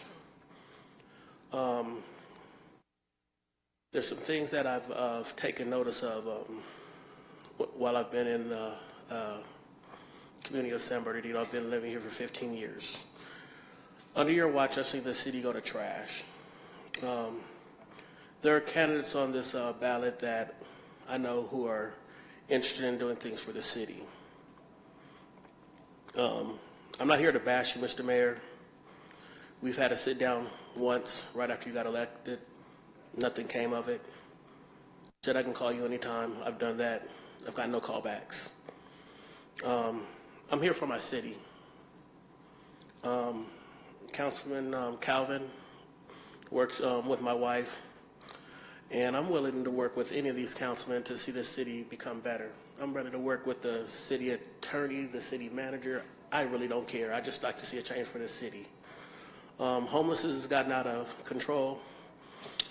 I don't know what more we can do to make a change, but Mr. Mayor, you got to go. Sandra Ibarra, I've seen you at some of the NACA meetings, and I commend you for coming out and making your voice known so the people know who you are. Mr. Sanchez, I've seen you there sometime, and even Mr. Figueroa, and I've even seen Mr. Alexander there, and Kim, she's always at our neighborhood association meetings. Mr. Mayor, I've yet to see you at anything, and I know you make your way to where you want to be seen, I guess, to see where the popularity can be earned or whatever, who you can bribe or whatever. When I voted for you, I thought you were a stand-up man. I guess I was real wrong. And I just hope Treasurer kicks your ass. Okay, Frank Audi, Jeff Green, Jocelyn Farrell Sanders, Robert Porter. Mr. Audi, welcome. Good evening, everyone. I would like to congratulate the police department for their birthday. Happy birthday to you guys. We did business in more than 12 big cities, including Detroit, Michigan, and New York, New York. Yes, over there they have a lot of trouble, but they have a very good police. I didn't see that with my dismay in this city. The police function here is to protect and serve. We've been tortured for almost like 3.5 years from scammers, and we didn't see no service, we didn't see no protection. And this is, I'm proud to be from a nation that is a nation of laws and checks and balances and codes. This city and state is a civilized place where they go by codes and they go by laws. But what I've seen, maybe for a couple police officers that I've been dealing with, that they just make their decision based on hearsays, based on assumption, and worse, just listen to the other side, or take their information from the other side who we were complaining about. The essence of what we like to see is some kind of reform for the police. We've been living here in the city more than 30 years. We call the police only 10 times, okay? That means we one call every 3 years. This is not too much, okay? And all these calls went almost with without our satisfaction or our getting our business. I would like to say one occasion that we called the police on July the 2nd, and the police showed up on July 14. Okay? I set my case. Okay? Thank you very much. Okay, Jeff Green, Jocelyn Farrell Sanders, Robert Porter, Ronald Donis, Christopher Gonzalez. Jeff Green, are you here, sir? Okay, moving on. Jocelyn Farrell Sanders. Sanders, you here? Okay, moving on to Robert Porter. Robert Porter, you're up. Ronald Donis and Christopher Gonzalez.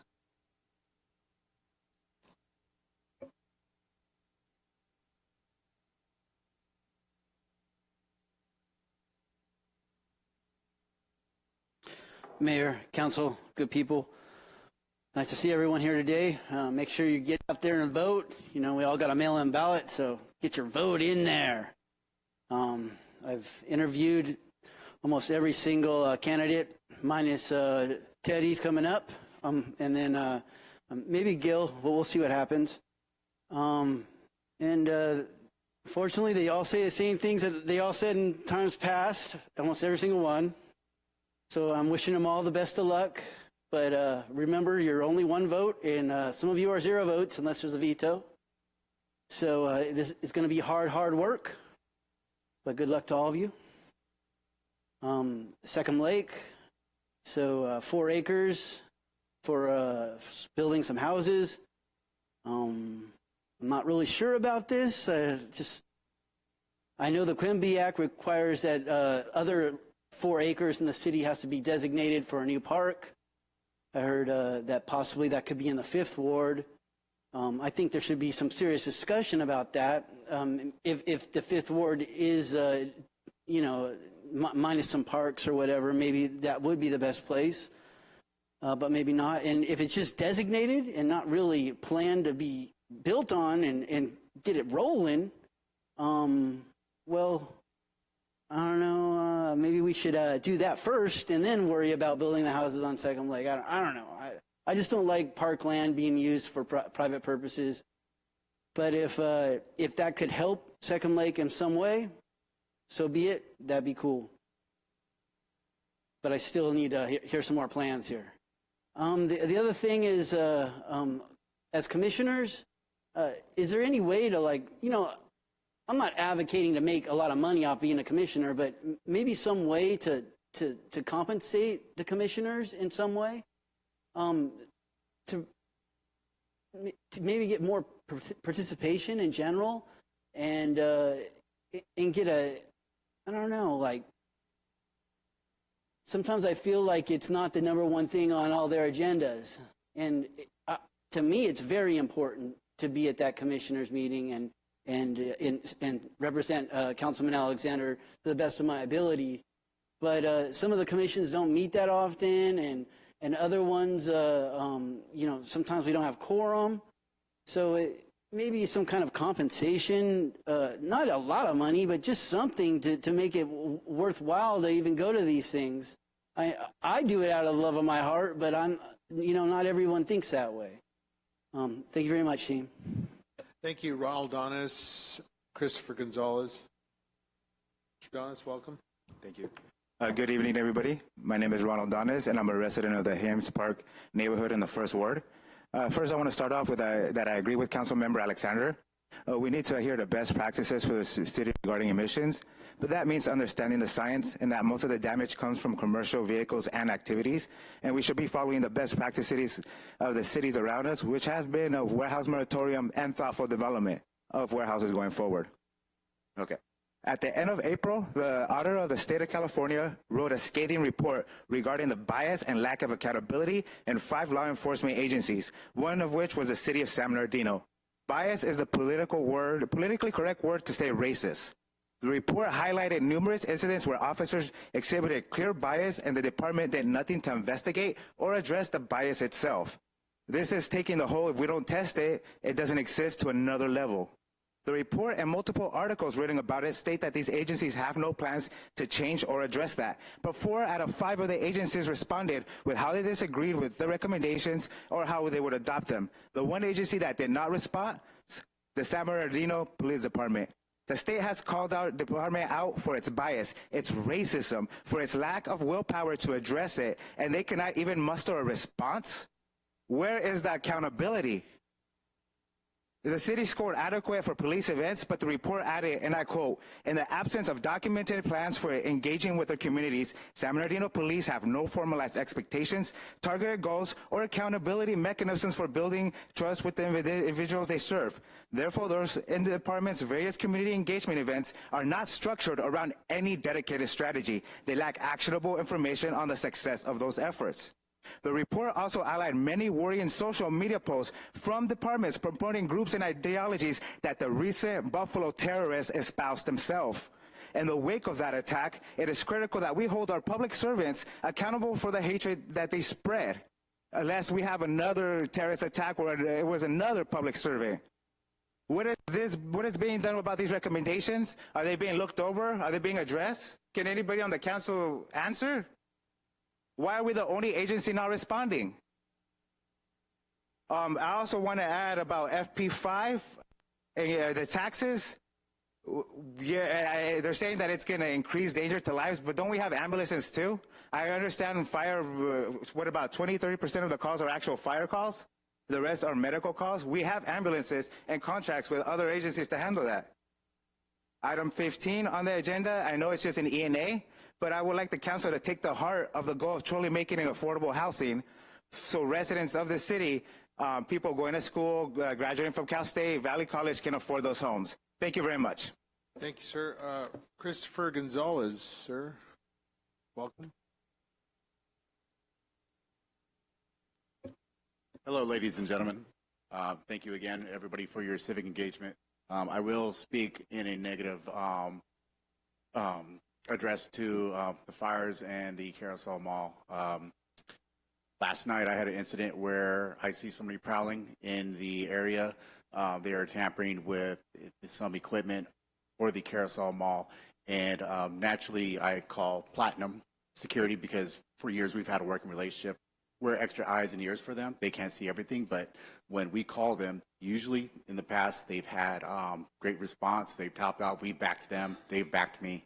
But last night we had an incident where I get a call back from the dispatch after they said that they will be en route to address an issue.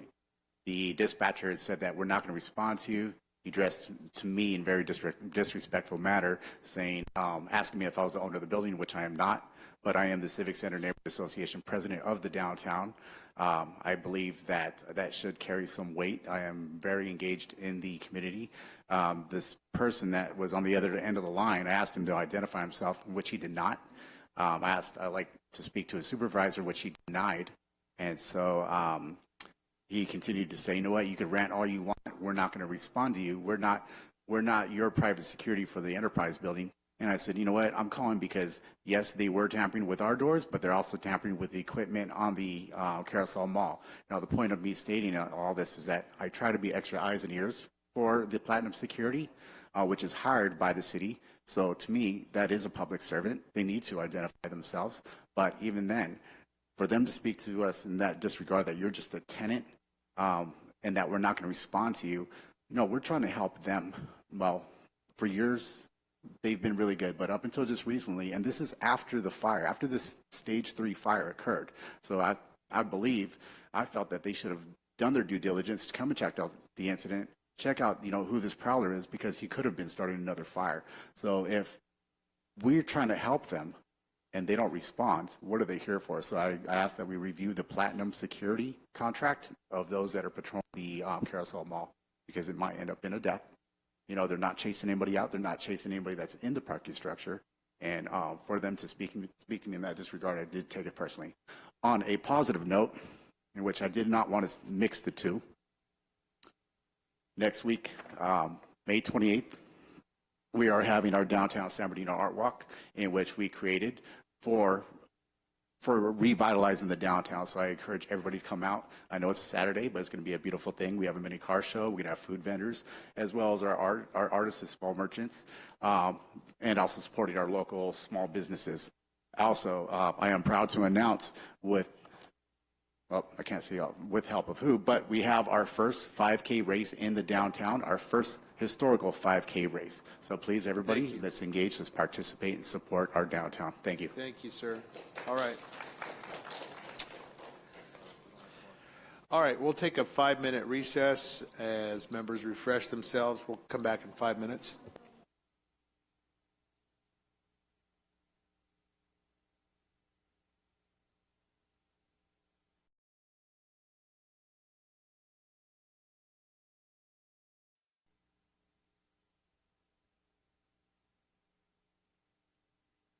Please.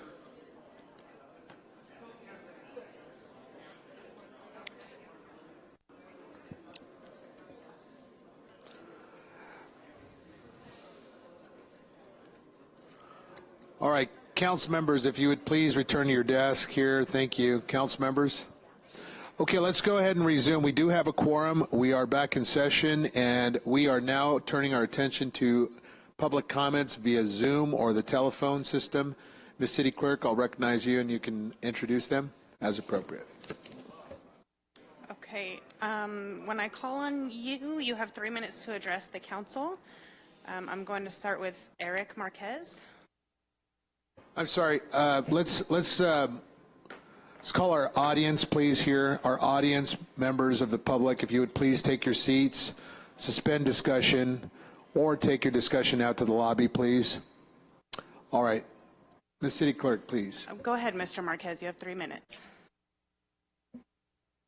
Hi, I'm from Ward 4, and what I want to talk about today in public comments is my concern about the rules and regulations in wait, let me pull up my notes.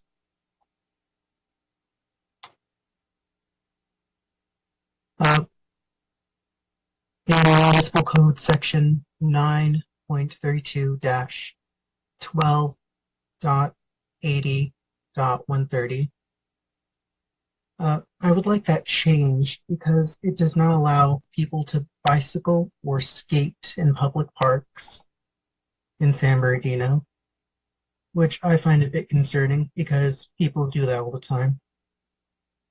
And then there's my concern about Harrison Canyon Park.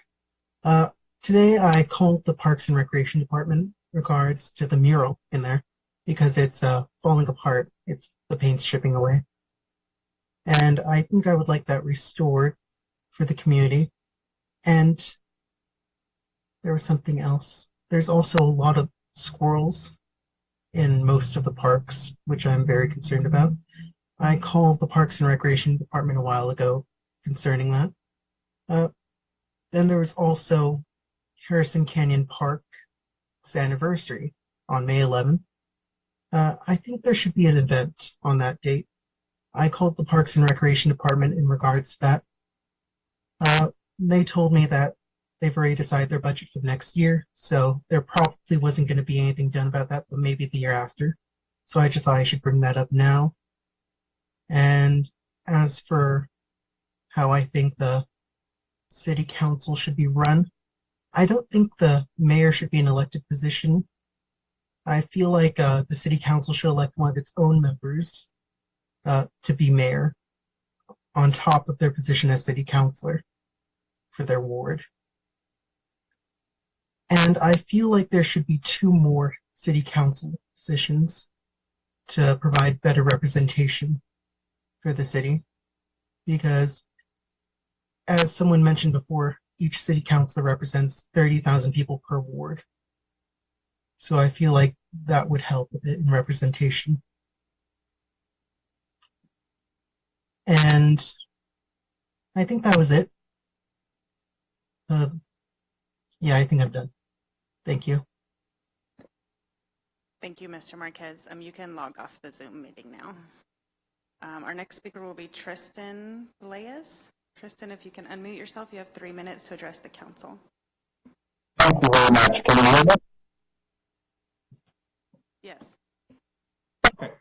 Well, I wanted to address the council. I wanted to inform the public actually on something that you may not be aware of, and that is I am the attorney that's suing the city on behalf of the staff members, 5 of them, that the mayor sexually harassed.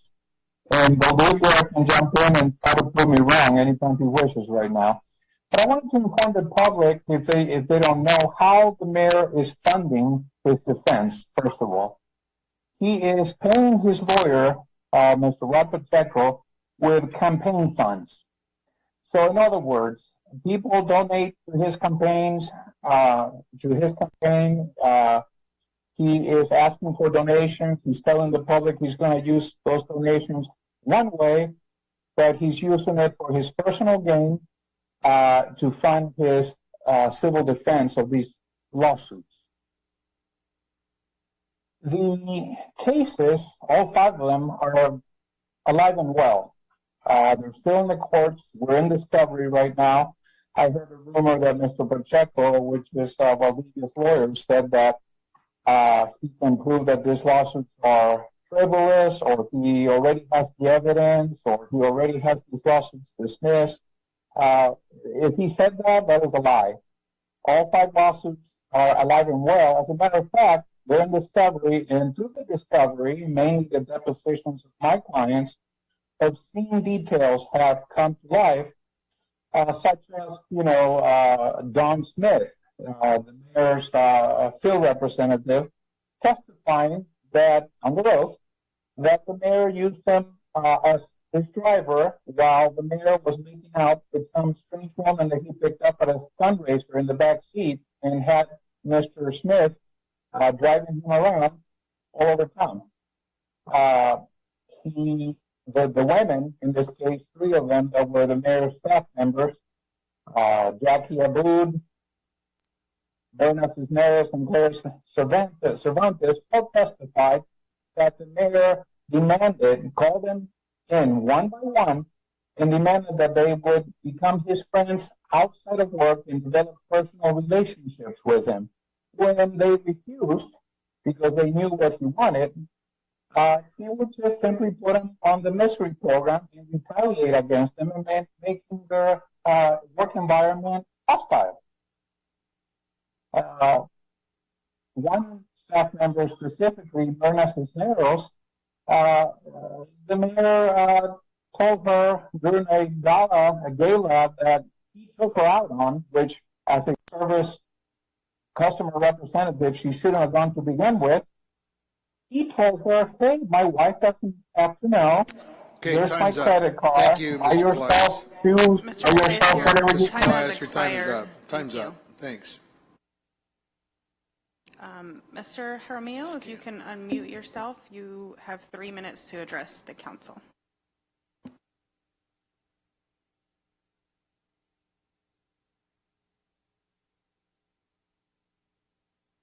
All right. Good evening, Mayor Valdivia, City Council, General Public. My name is Gabriel Jaramillo. I reside at 885 Sheridan Road in San Bernardino, and also running for mayor in this upcoming election, June 7th. First, I would like to thank City Manager Robert Field, Park Recreation and Community Services, Liddy Gutfeld, and our hardworking Finance Director, Barbara Whitehorn, for the discussion and adding the line item in the budget for the replacement of the Eastside Skate Park at Spicer Park. When it was rudely closed to our youth, I was appalled that the city would take such measures, how the closing of the park happened without proper notice to the parents or the youth and the public. This prompted me to get involved with the residents, and I created a petition online for them in hopes on getting the attention needed to bring back the park. Now, whether the petition worked or not, I am glad that the team took the time to allocating the funds to bring back the skate park for our youth to have a place to go and practice their hobbies for their better good and to keep our youth off the street. For that, I am thankful, and they are thankful for your immediate attention. This upcoming Eastside Skate Park meeting on May the 20th at 6 p.m. at Spicer Park, we will be there. Now, recently, the Carousel Mall had caught on fire again. In the newspaper, Mayor Valdivia called for the demolition of the mall. And I have to agree with the mayor's decision. Safety of all the people in San Bernardino should always be number one for anyone. What the city council needs to decide is whether to tear it down or leave it standing as is, in hopes no one is injured or killed in that vacant building, which could create more lawsuits, more than what the city is paying to keep the mall standing. Is it going to take the death of someone for the council to act? Whatever it costs to tear down the mall, pay it down over the next 5 to 10 years. Hire a demolition team that will go that route and get it done. Our city manager, Robert Field, knows the process of bids and contracts. But again, let's not wait until there is a dead person found inside the mall due to the negligence of the city for not knowing how to secure the building. You have security patrolling the parking lot. Why are they not given instructions to check all entrances for possible entry and report it? That makes no sense. Please consider the demolition soon and move the $650,000 that maintains the mall currently every year toward the demolition of the mall. Thank you and enjoy your evening. Thank you, Mr. Jaramillo. You can log off now. Thank you. Next, Betsy Starbuck. You have 3 minutes to address the council. Good evening, Mayor Valdivia and members of the City Council. Thank you for affording me the opportunity to speak tonight. I speak in support of ranked choice voting, backing Mr. Albert's presentation. One point that he didn't mention that I want to pay particular attention to is the amount of money the city could save by adopting ranked choice voting. For example, in your current mayoral election, there are so many candidates, it is unlikely that one person will get 50% plus one on June 7th. With the use of ranked choice voting, that would be resolved. A mayor would be elected final on June 7th, and there would be no need for a November election for mayor. All you have to do is ask your city clerk how much each election costs the city, and that's the amount that you could save, not just in this election year, but in every election year. And with that information, I invite you to invite the League of Women Voters to meet with you in your offices, along with members of the statewide Ranked Choice Voting Coalition, and become more educated on this type of voting, which is implemented in several cities in California, the state of Maine, and it's growing. The state of Utah has now considered it. So I ask you for your thoughtful consideration, and I thank you again for the time tonight. Thank you, Ms. Starbuck. That concludes our remote speakers. Okay, thank you very much. Let's move on to our discussion calendar for tonight. This is item number 3, an amendment to stream Kim Hicks, Rage, and Alfaro Legal Service Agreement. This is an item of reconsideration. The recommendation is there before you, and we'll open it up to our city manager. Sir? I'd like to recuse myself. I'm the named defendant on this lawsuit.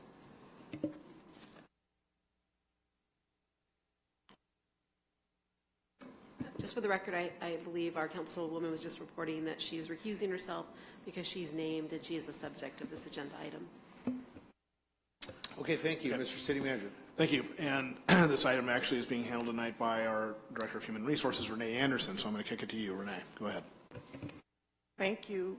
Good evening, Mayor, council members. In March of last year, 2021, the city entered into an agreement with Stream Hicks, Kim Hicks, Rage, and Alfaro to provide legal services in the amount of $50,000.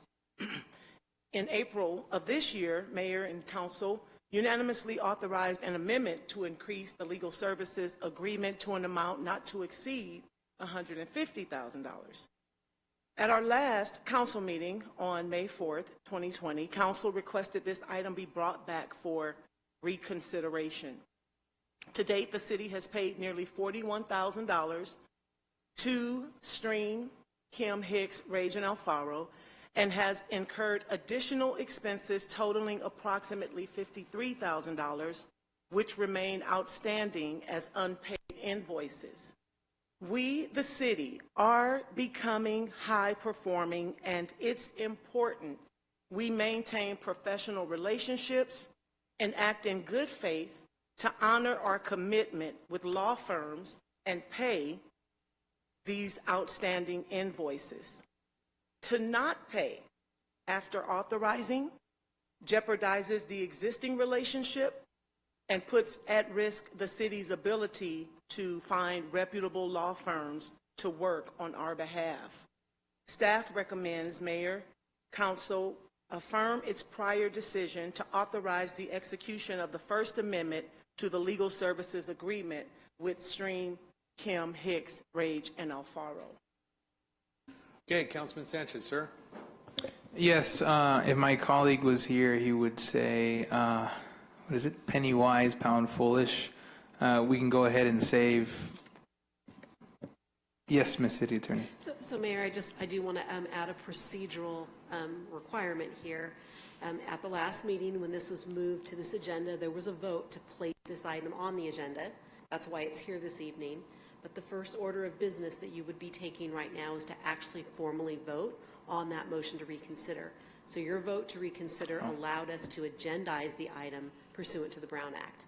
And that's why it appeared on your agenda.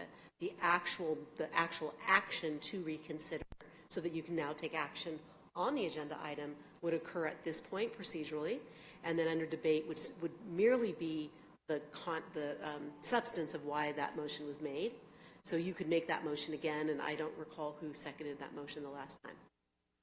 Okay, so the item is before you for a reconsideration. Is there a motion to reconsider the item tonight? Motion. And is there a second to that effect? Second. Okay, members, any final comments on reconsideration, the matter before you? If not, members, cast your votes to reconsider the matter and discuss it and take action. Cast your votes, members. Should we go ahead and do a voice vote for this one? Okay. Councilmember Sanchez? No. Councilmember Figueroa? Councilmember Calvin? Yes. Councilmember Alexander? Aye. Motion passes 3-1. The motion passes, and the item is now officially on our calendar to discuss, and the matter is now before you. Mr. Sanchez, you had the floor regarding your matter. Would you like to continue, sir?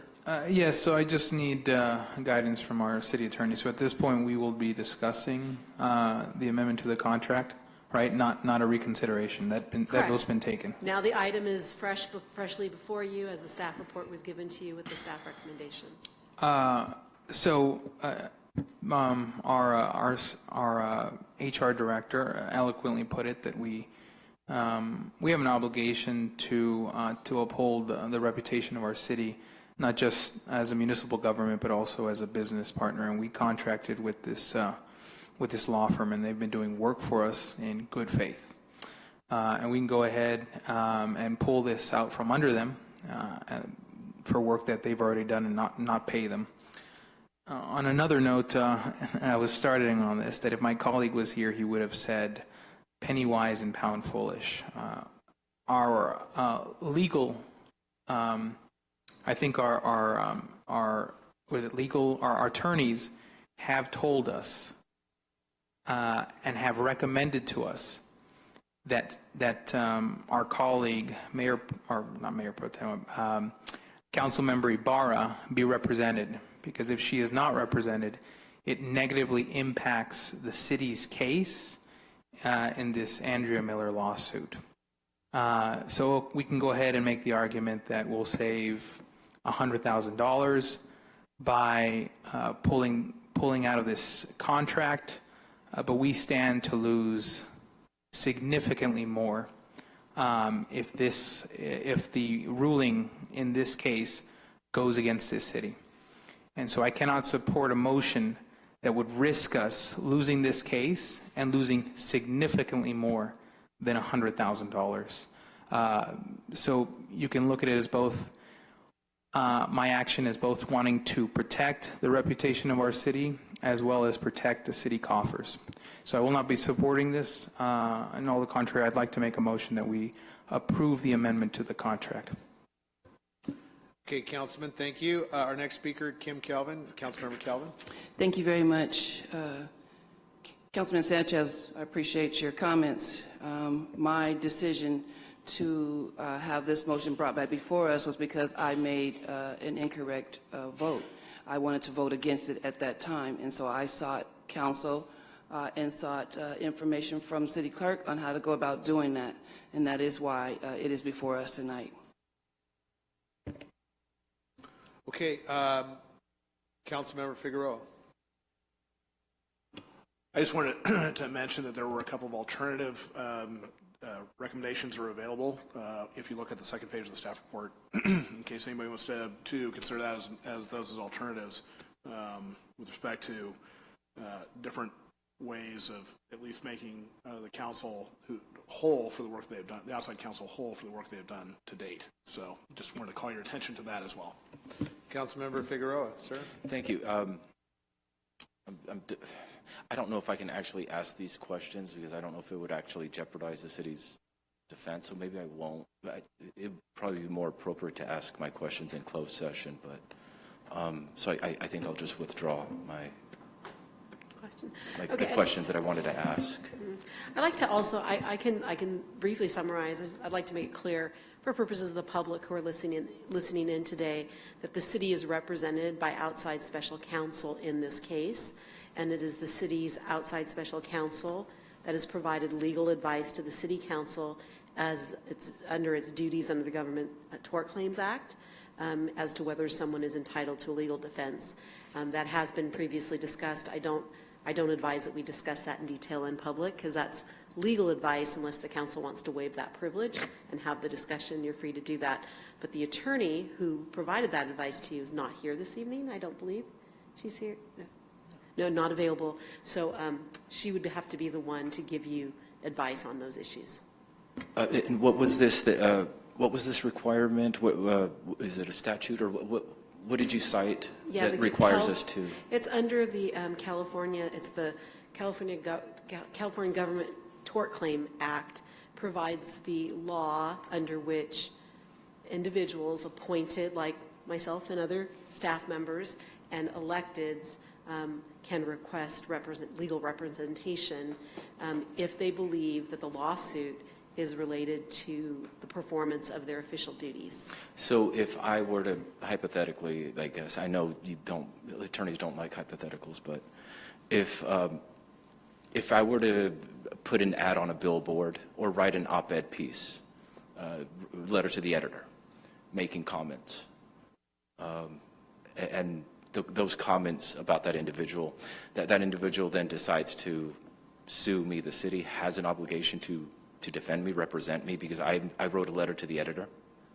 So the city's obligation to defend and indemnify arises when you are engaged in behavior or conduct that's related to the performance of your duties, to the performance of your job. And this is where we start getting into Correct. Conversations that, okay. Yeah, I can't ask those questions. Never mind. Okay, thank you. All right, the item is before the council. Council members, what is your decision here? I'll second. Second. Ted? Motion on the floor. Which is? Member Sanchez, would you repeat the motion? To approve the amendment to the contract with our special counsel concerning this case. And look, I'd like to make this clear. Did Sandra make a stupid mistake? It's up to interpretation. I very well could be. But did she learn? I think she did. But this now needs to be a question of how do we position the city how do we put the city in the best possible position to be able to successfully defend against this lawsuit. So both the city's reputation as well as hundreds of thousands of dollars in city funds are on the line. And so that is my first priority. And that is what this is the argument that this is the premise that my argument revolves around. This is, again, is really, in essence, to defend the city. Because if Sandra goes without representation, she weakens the city's defense in this lawsuit.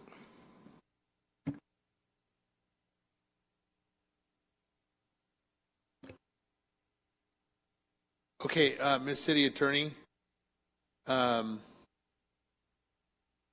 arguably this is a similar situation I'm involved in, and yet the council has decided not to represent me. And so what's the difference? You would have to ask your colleagues what the difference is. I don't make those decisions. They were given legal advice. They had to review that legal advice and make a decision.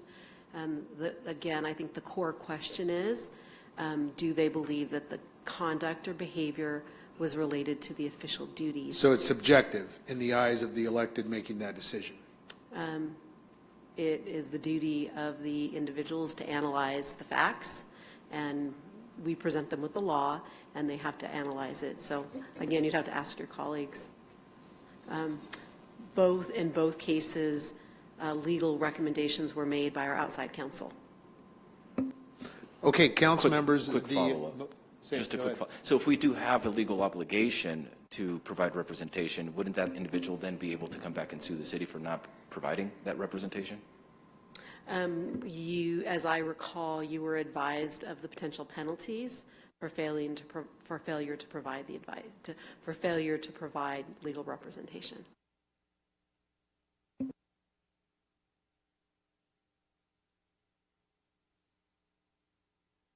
Council members, not call the roll.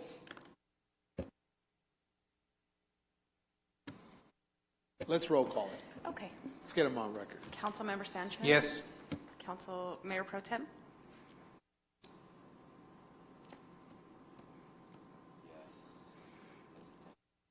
Councilmember Calvin? No. Councilmember Alexander? Aye. Motion passes 3-1. The motion passes in favor to continue legal representation of the council member from the 2nd Ward, Sandra Ibarra.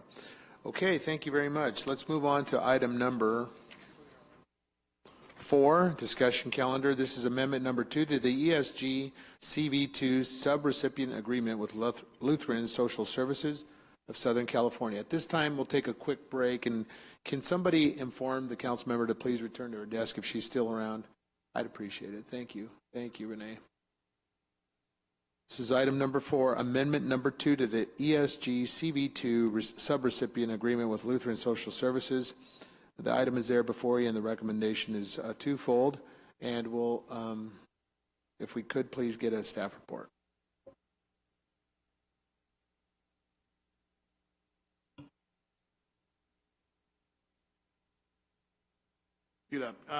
Okay. This is an extension of time to an existing grant that was allocated to Lutheran Social Services, Emergency Homeless Shelter Rehabilitation Project. Staff is not a recommendation for additional funding. It's simply a recommendation for additional time to work on the homeless shelter that is located on Virginia Street here in the city of San Bernardino. It's an important part of our homeless response network, and staff recommends approval of the extension of time as recommended in the staff report. Okay, members, the item is there before you. The recommendation is twofold. Is there a motion for approval or any final questions from members? Move to approve. Second. Motion by Sanchez with Calvin support on the second. Any final questions or comments? Okay, members, please cast your votes.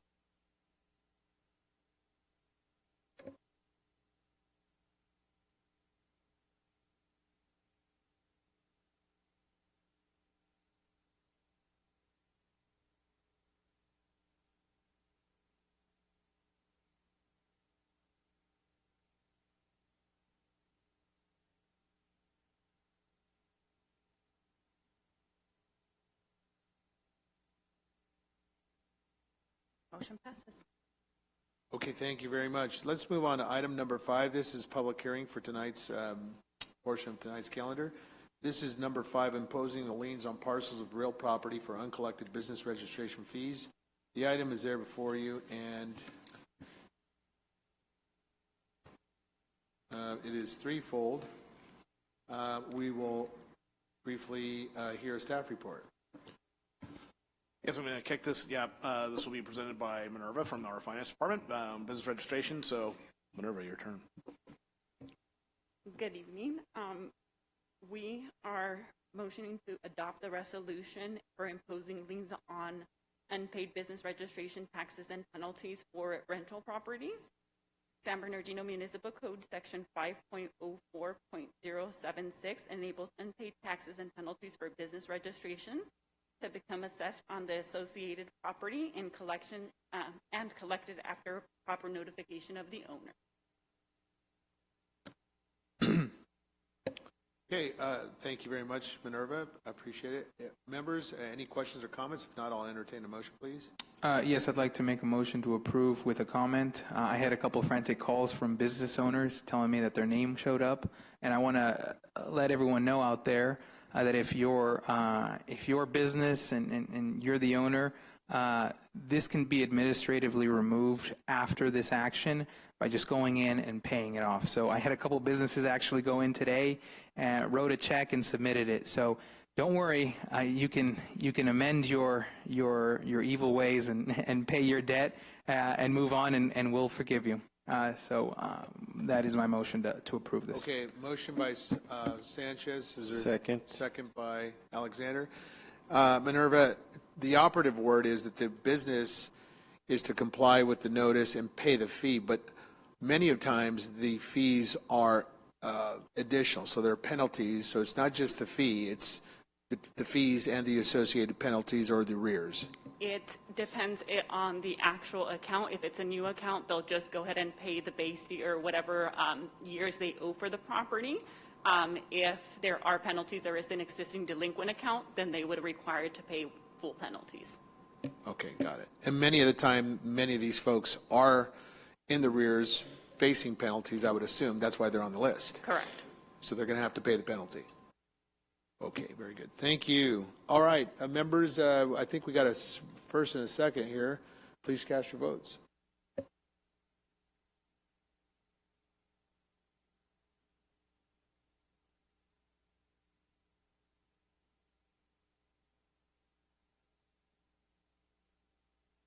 Okay, the item passes. Thank you very much. Moving on to item number 6, the presentation of the proposed fiscal year 2023 and fiscal year 2024 budget. The recommendation is there before you. I want to compliment our finance team, Barbara and your team, for providing in an email last week an update to the City Council, including myself, regarding the great work that you continue to do to publish this online and make this readily available to our citizenry and our residents, and for all of the whole world to look into our books. And so we're really excited about that new feature, and so I want to commend you. Mr. Field. Okay, I'll tee it up by echoing your comments. Actually, Mayor, the work that the staff has done on this is outstanding, and our commitment to transparency should be in evidence to all. Great job by finance, led by Barbara Whitehorn. Barbara and Tanya Williams, who's the Budget Division Manager, will be leading the presentation this evening. So with that, Barbara. Thank you, Mayor, members of council. We are delighted to be able to present the budget online through the OpenGov portal, which went live on the city manager's page today on our website.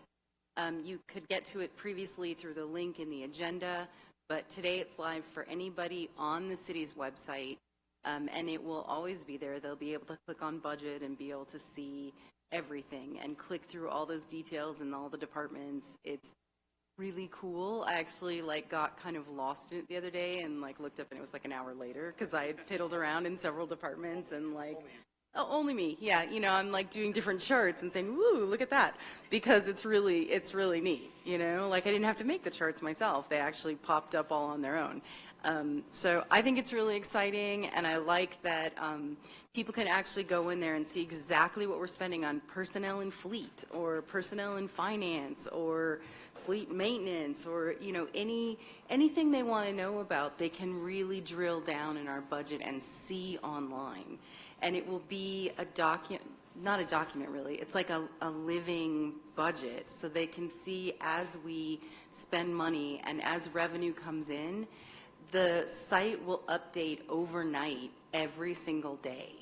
So we're going to see live for the public as we get money coming in, as we pay bills, they will see those things happen. So it's a really amazing tool for being able to see how the city functions financially for the public. So I can't tell you how excited our whole team is. And I have to give enormous kudos to the budget team. That's Tanya Williams leading, again, Zuiva Ruiz, Cesar Bernal, and Gilbert Mosqueda, because they have really rocked it, and I think it's amazing. And I'm just going to turn it over to Tanya now, because she totally has got this.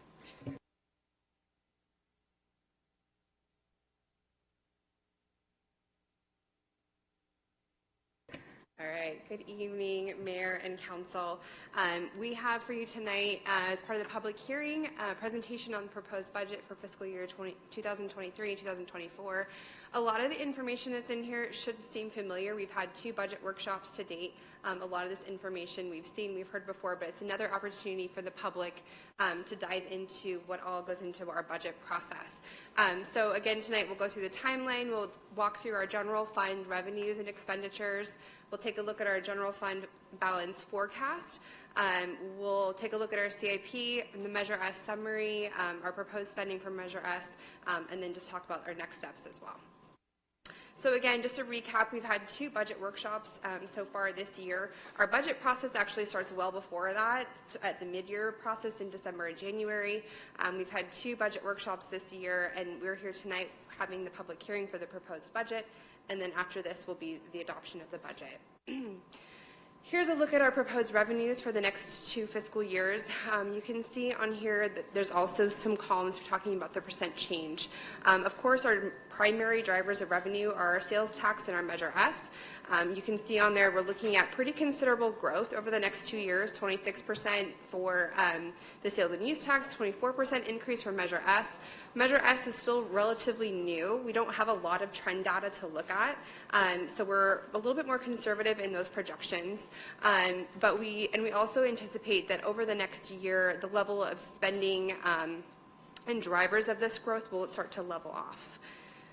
Here's a look at our high-level general fund expenditures for the next 2 fiscal years.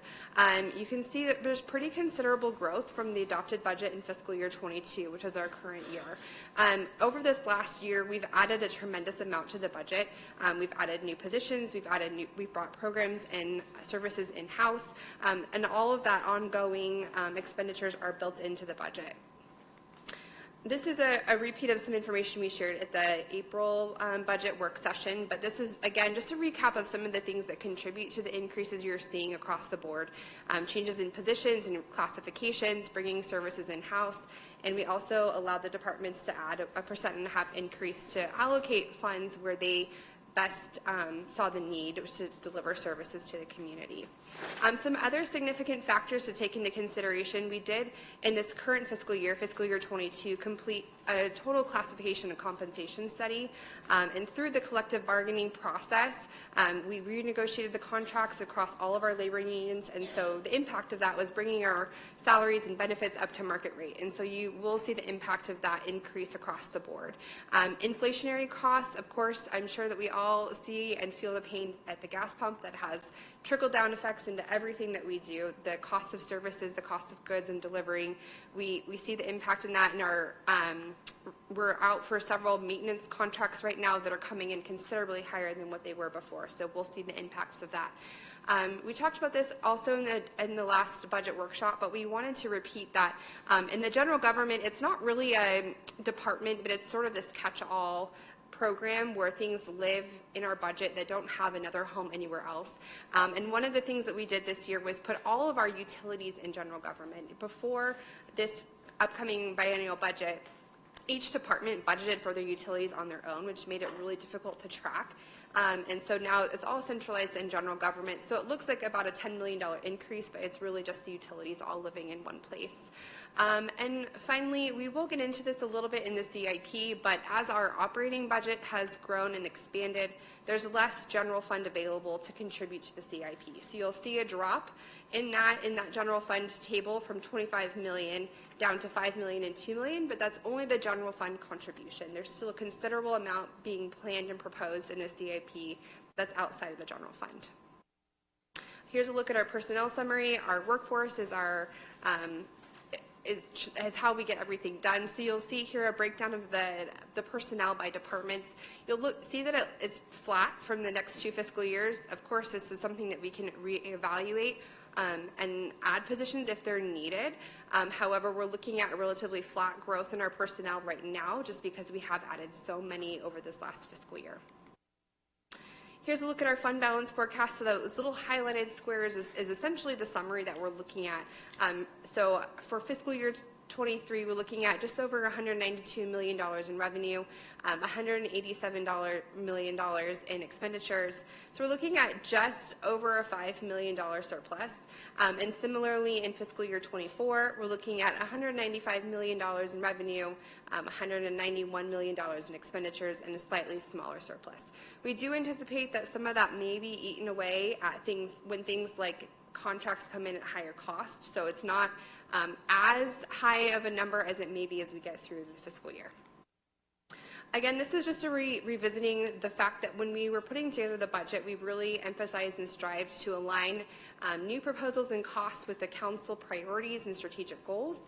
And so within those goals, we focused on maintaining the service level enhancements that we've done over this fiscal year, making sure that we provide a great customer service and experience for our residents, members of the development community, enhancing parks and recreation service opportunities, improving the quality of life for our residents, so providing safe, clean, and in many cases, brand new repaved streets.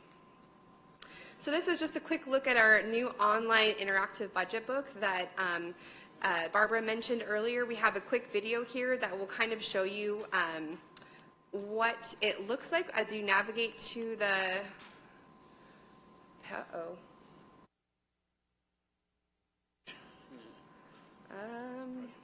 not that one, yeah. If you push play at the bottom, it will play the video.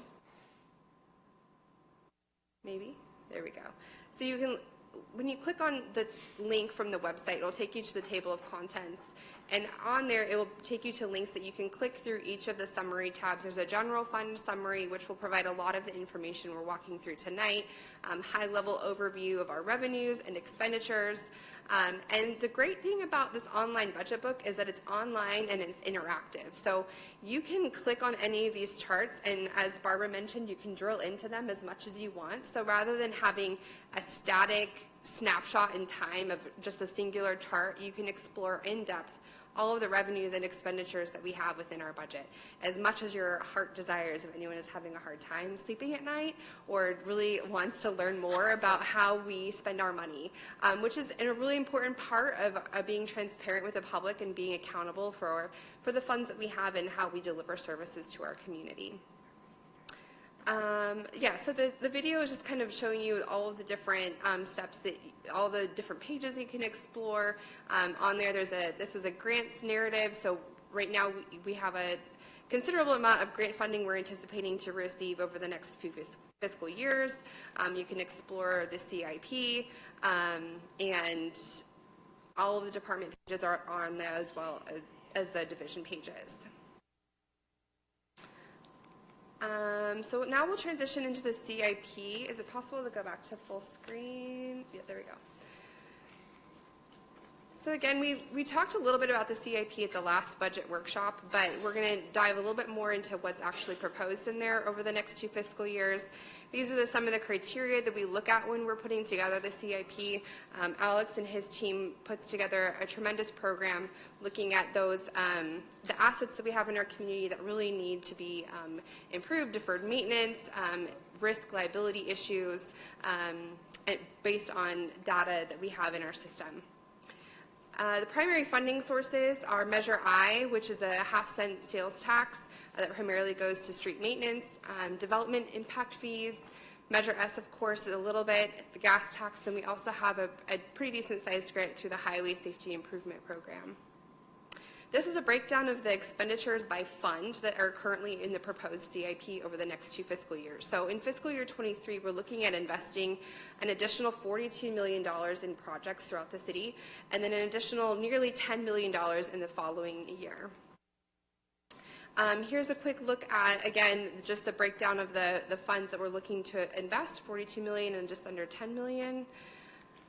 And this is a snapshot of the breakout of projects by type. So you can see a considerable amount will be on street and road projects.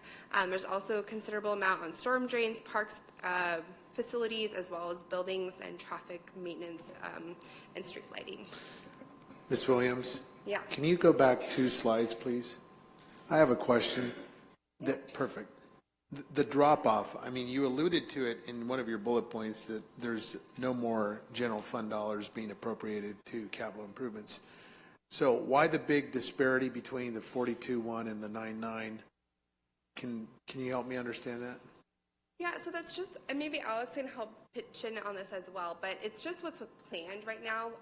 What I anticipate is that as we get through this next fiscal year, we'll reevaluate what's in the CIP and potentially add additional funding from other sources. But that's just what's planned at this, because it's supposed to be a 5-year planning document, and so the next fiscal year we have a lot that's still planned out, both on the revenue and expenditure side, and it gets a little bit less detailed the further you get into that 5-year. Oh, this CIP is a 5-year. Yes. Mm-hmm. Okay. All right. All right. Thank you. And it's a 5-year plan. We're funding tonight through the proposed budget the next 2 fiscal years. Very good. Thank you.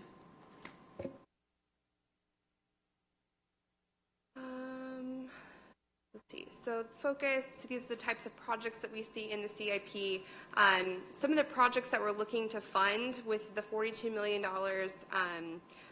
almost 50 really, if you consider the 2 fiscal years. So for buildings, we're looking at improvements at the Paris Hill Senior Center, City Hall, server room improvements at the library, and we're also looking at redoing the permitting center to create a one-stop shop so that our development community can come in, have one place where they can get all the permits that they need.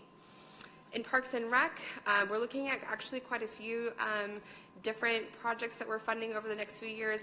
I know there's interest in the skate park renovations. We're looking at doing a parks master plan, which is actually a really exciting opportunity to look at our needs in our parks department and our facilities over a really long-term look, and also start planning for what other capital improvements we might need. Storm drains, we're looking at doing some pretty big investments here as well. Street projects, there's a ton going on. I'm sure we can see and feel that throughout the community. That will continue on into the next fiscal year, both through continuing and carrying over Measure S funding that we had from this fiscal year, as well as new funding. We've talked a little bit about like Pepper Avenue, for example, is a $7 million project we're doing in partnership with the City of Rialto. That will be a tremendous project. All of these really will have a big impact, and we'll be able to feel it in the community. Yeah. I think it's important too for us to remember this reflects money that's being routed through the general fund. This does not include grant funds, ARPA funds, or other sources of funds that the city develops over time. This is just the money that comes through the general fund. So there are special funds like Measure I, there's general fund, there's Measure S, but there's other money that comes in too. So this is not the limits of the overall CIP. It's just the general fund component, general fund routed monies for the general fund component of the CIP. So there's other stuff coming. Wait, to follow up, Mr. Field, so are you suggesting then, what is the actual amount of the CIP being funded by the general fund? What's that number? It's the number that was placed up on the board just now. Measure I technically is not, strictly speaking, general fund, but it is routed through the general fund to be spent on streets. So there are other monies that come in, like grant funds and other special sources of funds that are independent of. But they still contribute to the overall capital improvement program. This number does not assume any ARPA funds, subsidies from grants, federal, state, and others. Correct. Okay. this is all technically driven by our general fund dollars. Right. Okay. Yeah, so we have other monies we drag in, and of course, I mean, as Councilman Alexander alluded to, we're constantly looking for other sources of funds, contributions to our capital improvement. And the Measure S would also fund a portion of the CIP, since it is a Measure general. S is in here. You can Measure S is see part of on general this fund. chart the Measure S contributions for fiscal year 23 and then fiscal year 24. Okay. My only, well, I'll say my comments. I'll let you finish. I'm sorry. Okay, I'll let you finish. that's fine. We're almost through it. So this is a table that does have the Measure S funding recommendations. So if you remember from one of the first slides, the revenue from Measure S is about $46 million for both fiscal year 23 and fiscal year 24. This is the breakdown of our proposed spending for fiscal year 23. So $2 million towards streets, a little over $1 million towards parks, and then the street sweeping signage program, which we've talked a little bit about as well. So again, the next steps in the budget process is the adoption of the budget, which we currently have slated for the June 15th meeting, and we're ready to hear your discussion and questions. Okay, very good. Ms. Williams, I think my recommendation would be to advance it if we could. If there's no objections, I'd like to see it on the June 1st calendar. I think we've had much deliberation, discussion, but it's ultimately, I think we need to get moving on a biennial budget, and I would support that. My other follow-up question is the CIP. Mr. Kishta, maybe you can help me understand it, if I may, Mr. Field. I have questions regarding the CIP. Are we now at the preliminary and beginning inception of a new 5-year CIP plan? Is that correct to assume? That's correct, yes. Sorry. Good evening, Mayor and City Council. That's correct to assume, yes. So we have completed a 5-year retroactive. Do we have a report or some type of analysis on some of those 5-year projects in the rear view mirror of what we've accomplished? And my next question would be, how many of those on our back in the rear's CIP plan are now booked and budgeted on our 5-year plan going forward? I do not have the document in front of me to answer that question, but we'll be more than happy to answer it for you at maybe the next. If there could be some analysis on that and a memo and a follow-up, I'd appreciate it for our full council. Sure. My only, and I've been at this game for a while, and so I understand. My only particular interest is that the public get the streets paved. We're doing a great job. We're doing some awesome work. This is not an offense to you or your department. My only particular concern is that we have a tendency to somehow continue to roll over these projects and nothing really happens. And so, in all fairness, for the taxpayer, I want to make sure that we have a dashboard and a report card on the 5-year look back and how many of those transferred over to the 5-year, because it's easy to kind of disguise all these projects in a new 5-year CIP plan, pat ourselves on the back, and nothing gets done. So, if you Fair could, enough, we can do it. We will have that prepared and distributed, definitely. Appreciate it. Yes. Okay, sir. Thank you very much. Thank you, Mr. Kishta. Great work. You're doing some awesome work, and we appreciate you. All right, council members, Ibarra, Figueroa, Kelvin, go ahead. Councilmember Ibarra. Thank you, Mayor. I'm also looking at the CIP projects, and correct me if I'm wrong, on the second big sheet at the very end, it says estimated remaining funding to carry over. That total is $82.7 million, correct? Let me grab my binder just a second. That's how I'm reading this report.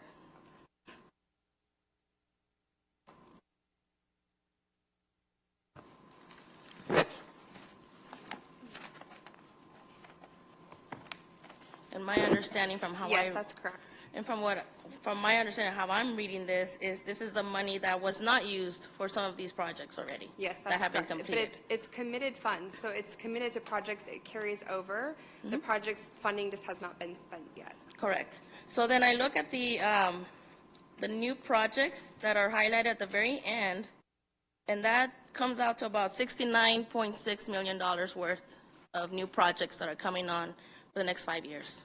Correct? That's correct, yes. Okay, so there's a discrepancy of $13 million between what is being carried over to the next 5 years. Is there any way that we can allocate some of those $13 million to other projects? Because I remember vaguely last year, I asked for the whole area where Fairfax, Hillside, and Conejo were, for that area to be repaved. And I only see in here Fairfax and Hillside. I don't see Conejo on the list. I'd like to add that street and others as well. If I may, council member, the dollars that are being carried over are not included in the next 5-year plan because they're committed to existing projects. So those dollars don't roll into new projects. They're like spent. It's like having written a check. You can't write a check on that same money again. Okay, well, You know? I'll use for example East Street Lights, right? That project was estimated $1 million when it first came before us, and then it came out to 250. So there's 750,000 left that were not used on that particular project. How can we use that project for other items that we want in capital improvement projects that are not in here? We like also street had sweeping? several streets projects that came in 40 or 50% over our original estimates. So when we look at the projects that we're completing, that were budgeted in this past year, most of them, we weren't as fortunate as the East Street lighting to have them come in lower. Most of the projects came in significantly higher because of the increase in the cost of asphalt, the cost of labor, the cost of petroleum products. So there really isn't this leftover money that we have. Now, there could be, as some of those committed funds are spent and contractors finish projects, that there's potential that they could come in lower. That is unlikely. But the projects that are being completed with the funds that were dedicated in this last year and the funds that we are committing in this next year are two totally separate pots of money. Okay, but my understanding then those 13 million that show right now of carrying over, there's a discrepancy between the new projects. You would think that the 13 million will eventually be used on these new projects that are on the list? Because I know we had requested street sweeping signs, for example, at one of our recent council meetings, and it's not on this list. It is. It is? I didn't Yes. see it. Is it under which there's one? $2 million dedicated to street sweeping. Where is it under, though? It's Yeah, not under the it's actually CIP, in the though. slideshow. It's, Yeah? yeah, let me pull it up. I just want to make sure, because I know we were asking for certain Oh, right there. items. Street sweeping signage, $2 million. Okay, now let's focus on the big one. And once again, I know I asked for Conejo to be repaved also between Pacific all the way to Hillside, and it's not on this list, and it was part of my request from last year. No, Conejo is from Pacific to Hillside. I see Conejo from, where's Conejo? There's a Conejo somewhere else in the northern end of town, around 39th Street. That's not part of the second ward. Conejo between 39th and 40th? No, that's not in the second ward. I requested there was a section in the second ward that is from Pacific, going north on Pacific Conejo, all the way to Hillside, where it dead ends, and it dead ends on Fairfax also. Ma'am, this year, our commitment in doing the street CIP was to use the pavement management index system. Correct. To determine which streets were in the worst shape across the city so that we could address those first, rather than... These are very bad streets, if you've driven that area. They're really bad. I have. I recently drove that area. And we have very bad streets all over the city, and I do understand that. But our attempt in the way we did the street CIP was to prioritize them by the worst streets, and when we could actually put together a large segment of street that we could complete with the available funding that was in the worst shape. And that's the most objective way that we can do it. Go ahead. So, yeah, just a quick reminder, and Councilman Sanchez will remember this. I believe we have gone to a data-driven selection process for the streets that we're going to pave.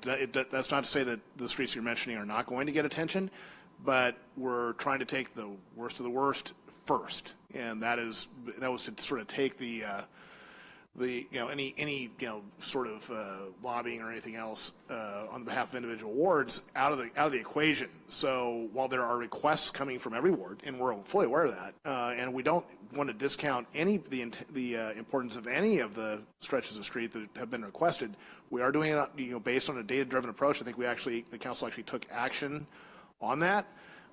So we are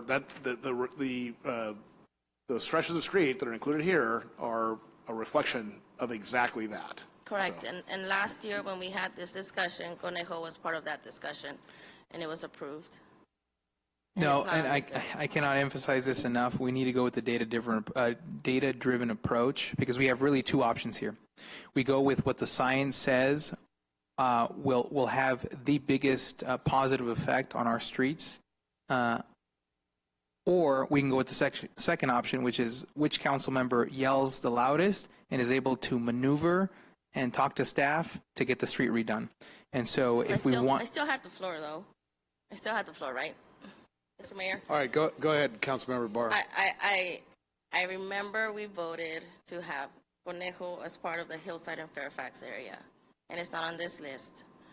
That is my concern. It is Okay, why don't we do this, Ms. Barr, so we can continue to move on. We have several other speakers. So we it's can not put even that, here for the next 5 Mr. years, Barr, Mayor. Mr. Barr. I have the floor. I'm trying to help you, Mr. Barr. Why don't we have staff look into that, and we can report back to you. Okay, and then one last question then, since we're going based on priority. Do we have all the top priority streets already on this list? And if not, why not? We have all the top priority streets that we can afford given our current financial forecast.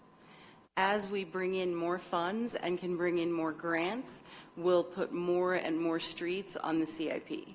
And that's our goal, is to get more and more grants and more funding in so that we can address more and more streets and get more done every year.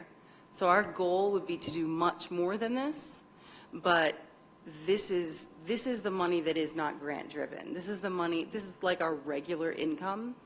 And then we have think of the grants as like our bonus money. So if we get bonuses in the next year, our grants, then we'll apply that to many more streets. So our hope would certainly be that we can write some really good grants and, come back to you with recommendations to do many more streets that are in bad shape over the next 2 or 3 years. Because I think that's all of our goal, is to do much more than this. Okay, yeah, I just want to emphasize, though, those streets were voted by council. They were from last year, and Conejo is not included in there. And, if you guys can provide us maybe with the assessment you have on the streets, that would be also very helpful. Thank you, Councilmember. Because I'm going based on how I feel when I'm driving those streets. There's a lot of potholes. Thank you. And they keep uncovering. Thank you. Thank you. Okay, Councilmember Figueroa. Thank you. Thank you, Director Whitehorn, to you and your entire finance department as well, Ms. Williams also. Thank you to all of you for putting this. It's a lot of work to put together, so I do appreciate it. Let's see, I'm not great at math. I didn't bring my abacus with me there, and I don't have enough fingers to figure this out, so I might need your help. As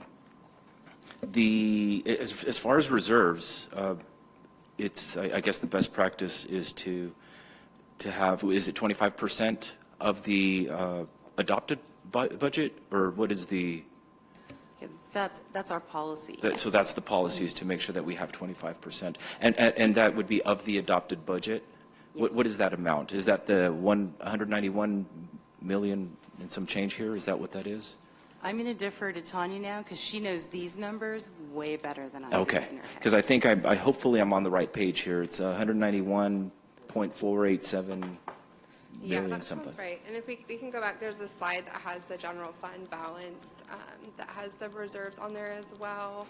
Because I was You can trying see to do what a we're little talking bit of about. math here, and I think the reserves here says 76 million, and that seems to be a little bit higher than 25%.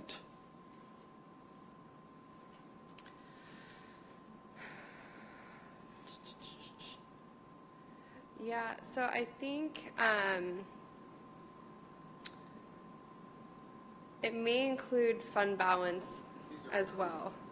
It's accrued, yes. That's okay. So that's what I was So, trying to make sense right. of, is that 25% of that 191 would be the 47 point something, not 76. Yeah, so if you see at the top, the $67 million is sort of where we're projecting to start the fiscal year.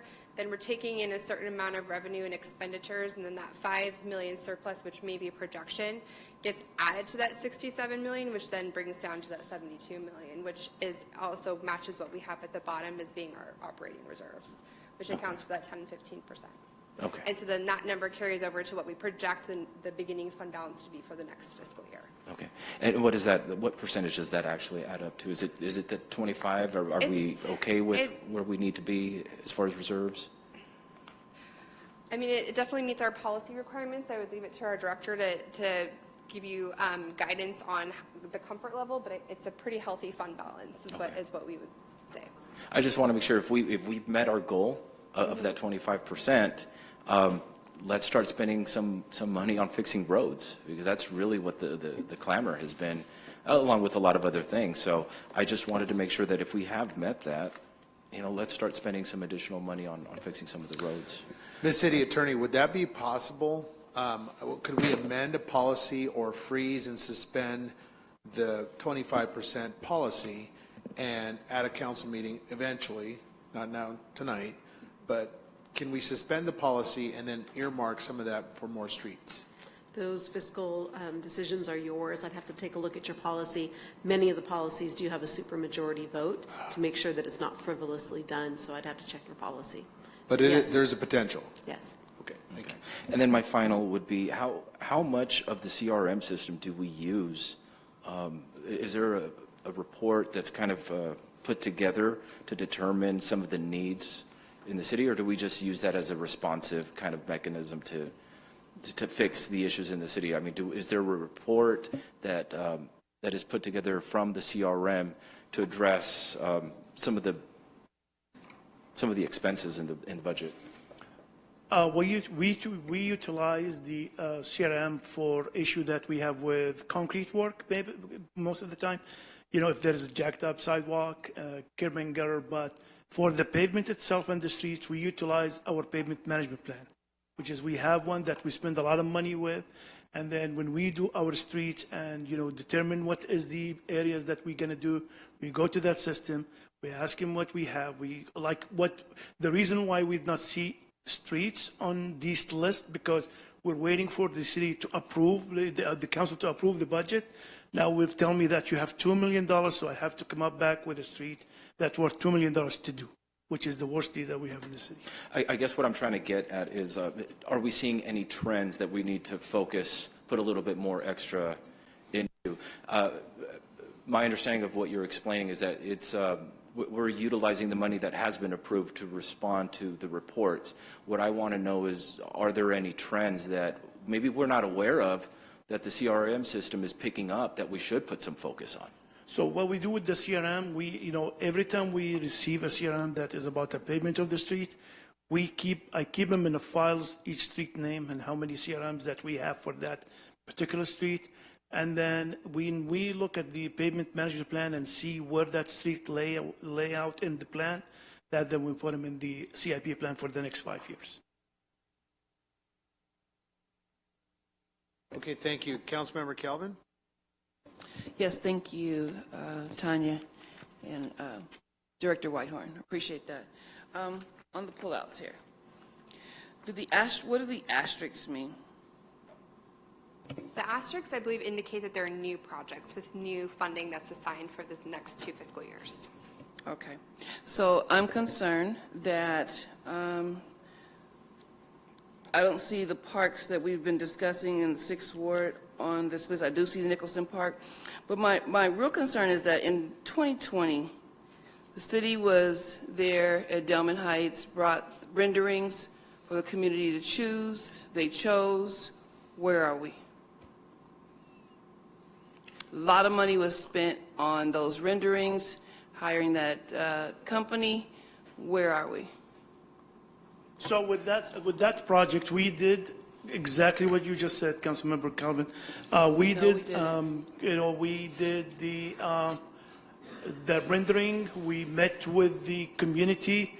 They choose a design. Unfortunately, in order for us to deliver that is a $40 million mark. So do we, we look at it, do we phase it out? Or do we do it one time? So that is something that we'll be discussing coming up. Maybe ARB money will be used for, like, maybe phasing it out or something like that. So we will look at that as we go. But at this point of time, is the $40 million would take a lot of money from something else to be done. So that's why it was not included in the CIP for this year. Okay, I understand that part, but when you come out to the community and you tell them that this is what you're going to do, and then 2 years later, almost 3, we have not done that, that's dishonest. To say now that we're waiting on $40 million to drop from somewhere, that's not going to make me happy or the community happy. I see Nicholson Park is here, but we don't even have Delman on the plan. It's not even here at all. I don't see it at all.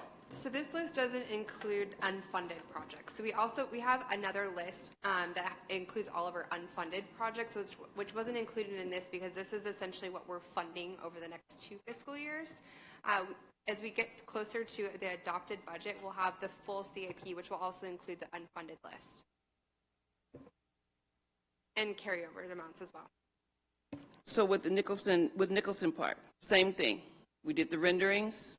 Folks came out. We never even came back for a second viewing of those renderings, and nor have I heard about where we are. I do see them here. What's the status? We are 95% done design. Only thing that is right now we're considering is the community center itself. So discussing that with the Parks and Recreation Director, she feels like, that is the community center should be done at the same time of the park, but we are working on that to see, we are getting quotes and how much will cost for the design, so we can come back to the council and add it to the consultant list so they can do that, because the community center itself, and the condition of that thing, it's horrible. So what we're going to do is we're going to have an engineer design it from the inside to be back as a community center, so they can address and have personnel there to do the marketing or the scheduling of the field. Ruben Campos. Ruben Campos, yes. I'm asking you, what about Ruben Campos? I'm not sure this is the list. I don't have the list in front of me, Councilman Campos. Encanto. Encanto, we are like that same thing. The design is about 65% complete. That project is encounter a lot of discipline into it. That's why it's taking some time. You're looking at HVAC engineer, you're looking at electrical, you're looking at telecommunication, you're looking at a civil engineer for the outside. So it's a huge project in its own that there's a lot of components to it. So we are moving through the design, and as I see, like it's about 65% done at this point of time. We have the funding for it; it's ready to go. But without the design that we're waiting for right now, we can do it. Okay, so if I could then get an update on all 4 of those parks, please, in my ward, and be made abreast as to when we were going to have some movement, I would really appreciate it. Not a problem. Next, we have Councilmember Alexander. Oh, thank you. I appreciate it. And thank you for staying up there. And thank you for your report. I appreciate it. One thing that I've noticed, the CRMs, and it goes to the government outreach. Do you guys know that we get these little reports from the government outreach every month? Do you know that? Do you know that? Okay, then I'll address it toward him, leave you out.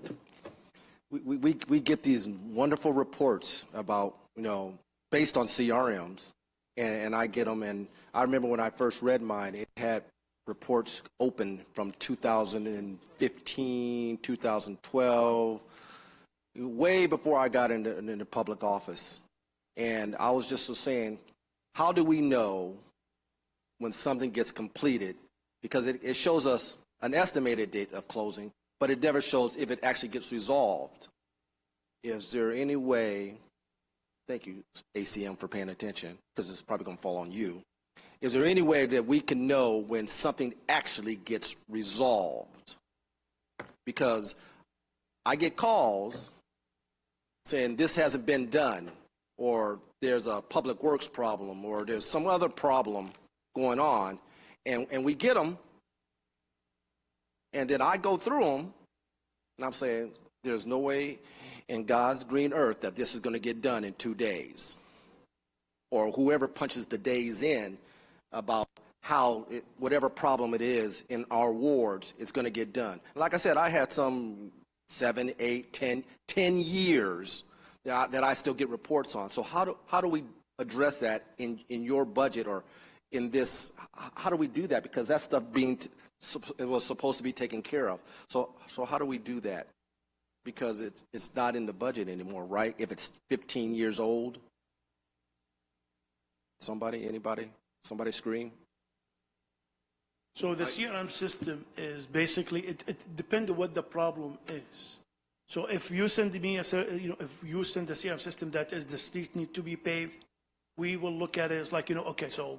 Not a street to be paved. If I send you my list of the issues that are in my ward, and I tell you it goes back 10 years and some of them are still open, how do we deal with that? It depends what kind of CRMs. Are we talking about concrete? We're talking about grass and We're talking about a myriad of things, but I won't belabor the issue. You're now on notice. I've let you know. We'll come back later. Thank you very much, Mary Chris. And your pavement management index system, is that pavement management system? Yes. Pavement management. PMS. Yeah, right. Is that people going around looking at streets, or is that some kind of GIS system, or what is that?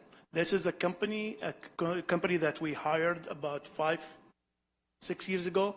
The city hired to go. They drove all the street.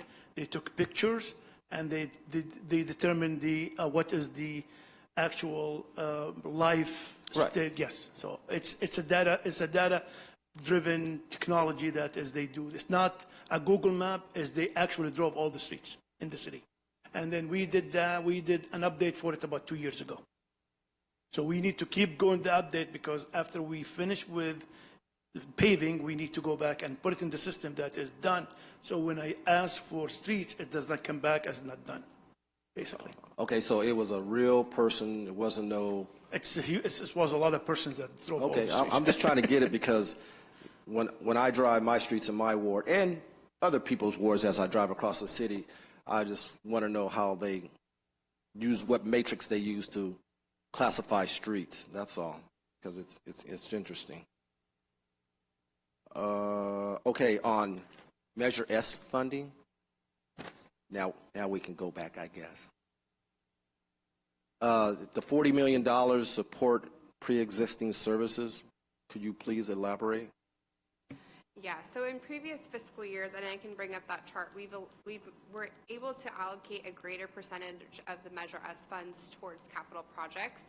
So I believe in this current fiscal year, in fiscal year 22, that was a $25 million of the Measure S that went towards the capital projects. Because our operating budget has grown, we're able to contribute less of that funding, the $46 million, towards capital projects. So essentially, we treat that $40 million as general fund to support our ongoing operations. Did you take any recommendations from the Measure S committee? I will leave that to Barbara Whitehorn. She's our Measure S committee liaison. Okay, but don't go far.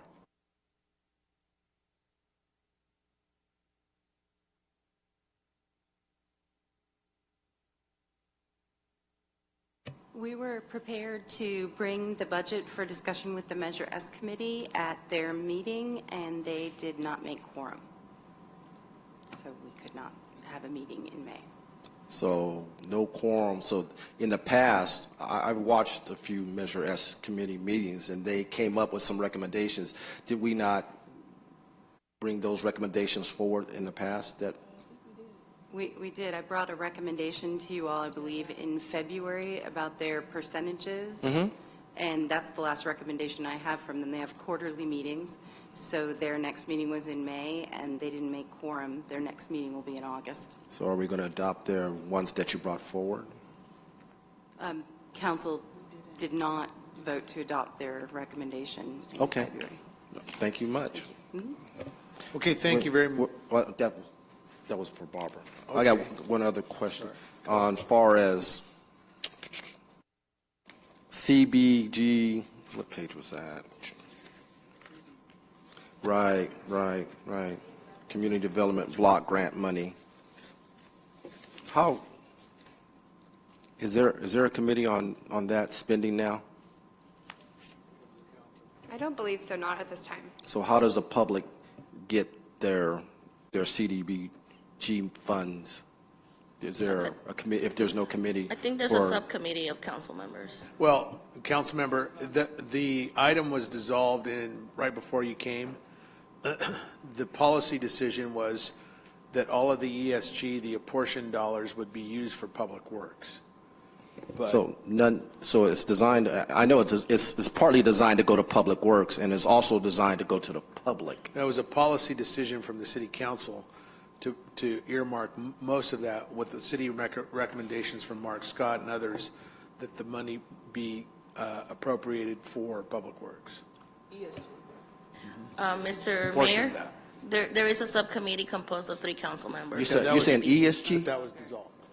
Mr. Mayor, When was that dissolved? Okay, that was dissolved, Ms. Ibarra. Go ahead, Councilmember. You had a question? are you talking ESG? Yeah. CDBG, the subset of that are ESG. There's various subsets. Your question is to staff was how does a community participate in what? Drawing down some of that money, applying for some of that money? What is your question? Exactly, applying for that money because that's what it's designed for as well. Understood. Right. And my response was that the community, the city council, under the recommendation of the city manager, dissolved that aspect, and it's only abiding with what the law demands. There are federal restrictors on it, and they made that adjustment as a policy decision to appropriate certain dollars for the nonprofit sector. What's that amount? Can I weigh in just for a second? Okay, so the Community Development Block Grant Program is the primary source of funds we're talking about here. There are 3 components to the Community Planning and Development Program, which is the money is funded, sent our way by the Federal Department of Housing and Urban Development. Right, it's HUD. Well, I'm saying this for everybody. So CDBG is a big part of that. There is the opportunity to spend 15% of the money that is included in our CDBG grant for what's called the public service element of CDBG. It's called the public service cap is the sort of the technical term. The city council, however, several years ago made a decision because at the time, remember, back in the day we didn't have very much money available for capital improvements, so apparently the council made a conscious decision not to use any of the 15% cap, to instead allocate all of the CDBG funds for capital improvements to supplement, Measure I and SB1 and the other limited sources of funds. That was a decision that was taken several years ago, but it was a conscious decision. You're not obligated to use your 15% cap, but you are able to. So that was a conscious decision back then. We could revert to spending up to 15% of our annual CDBG allocation on public service if that was the council's decision. Okay, so we could spend up to 15% on public service, which we don't do now. Correct. Oh, okay. All right. Would you like to know when the public will hear about how we plan to spend these buckets of money? Yeah, please share. Okay. We just received the information from HUD about what our allocation is for this year. Normally, we receive that information in February, and we have to submit an action plan to HUD by May. However, this year, they did not tell anyone what their allocations were until last Friday, May 13th. So we just found out our allocations. They have extended the deadline for action plans to August. So we'll be bringing the action plan to the full council rather than to a subcommittee because that subcommittee was dissolved on the meeting of June 15th. Then there's a 30-day period for the public to consider it, I believe. I don't know the whole process. And then we bring it to council again at the meeting in July so that the action plan can be submitted to HUD in August. And our CDBG allocation for this year is? You're killing me here. Oh.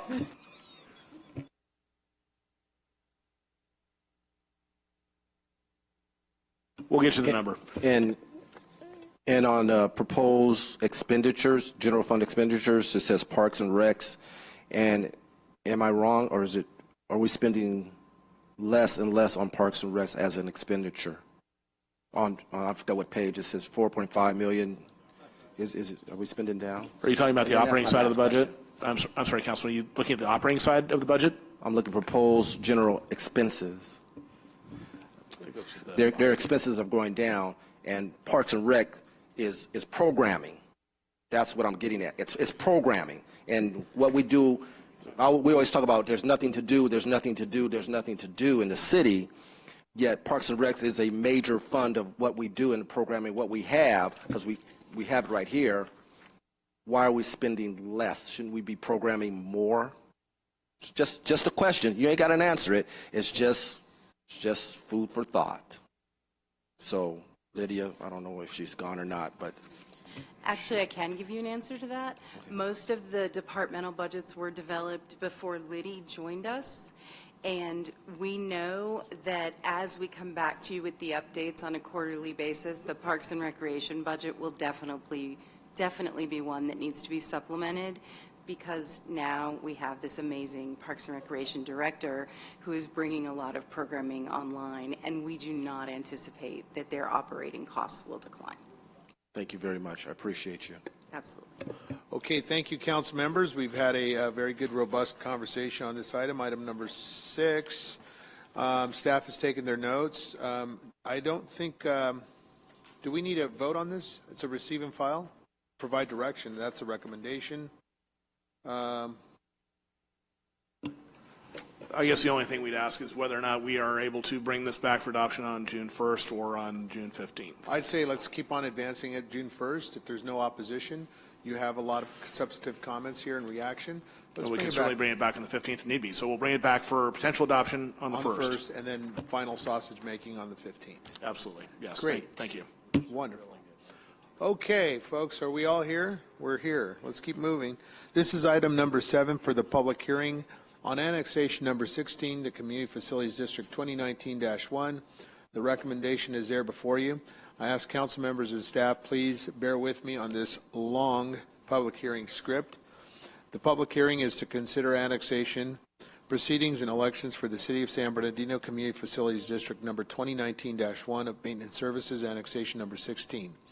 The public hearing is open at approximately 10:22 p.m.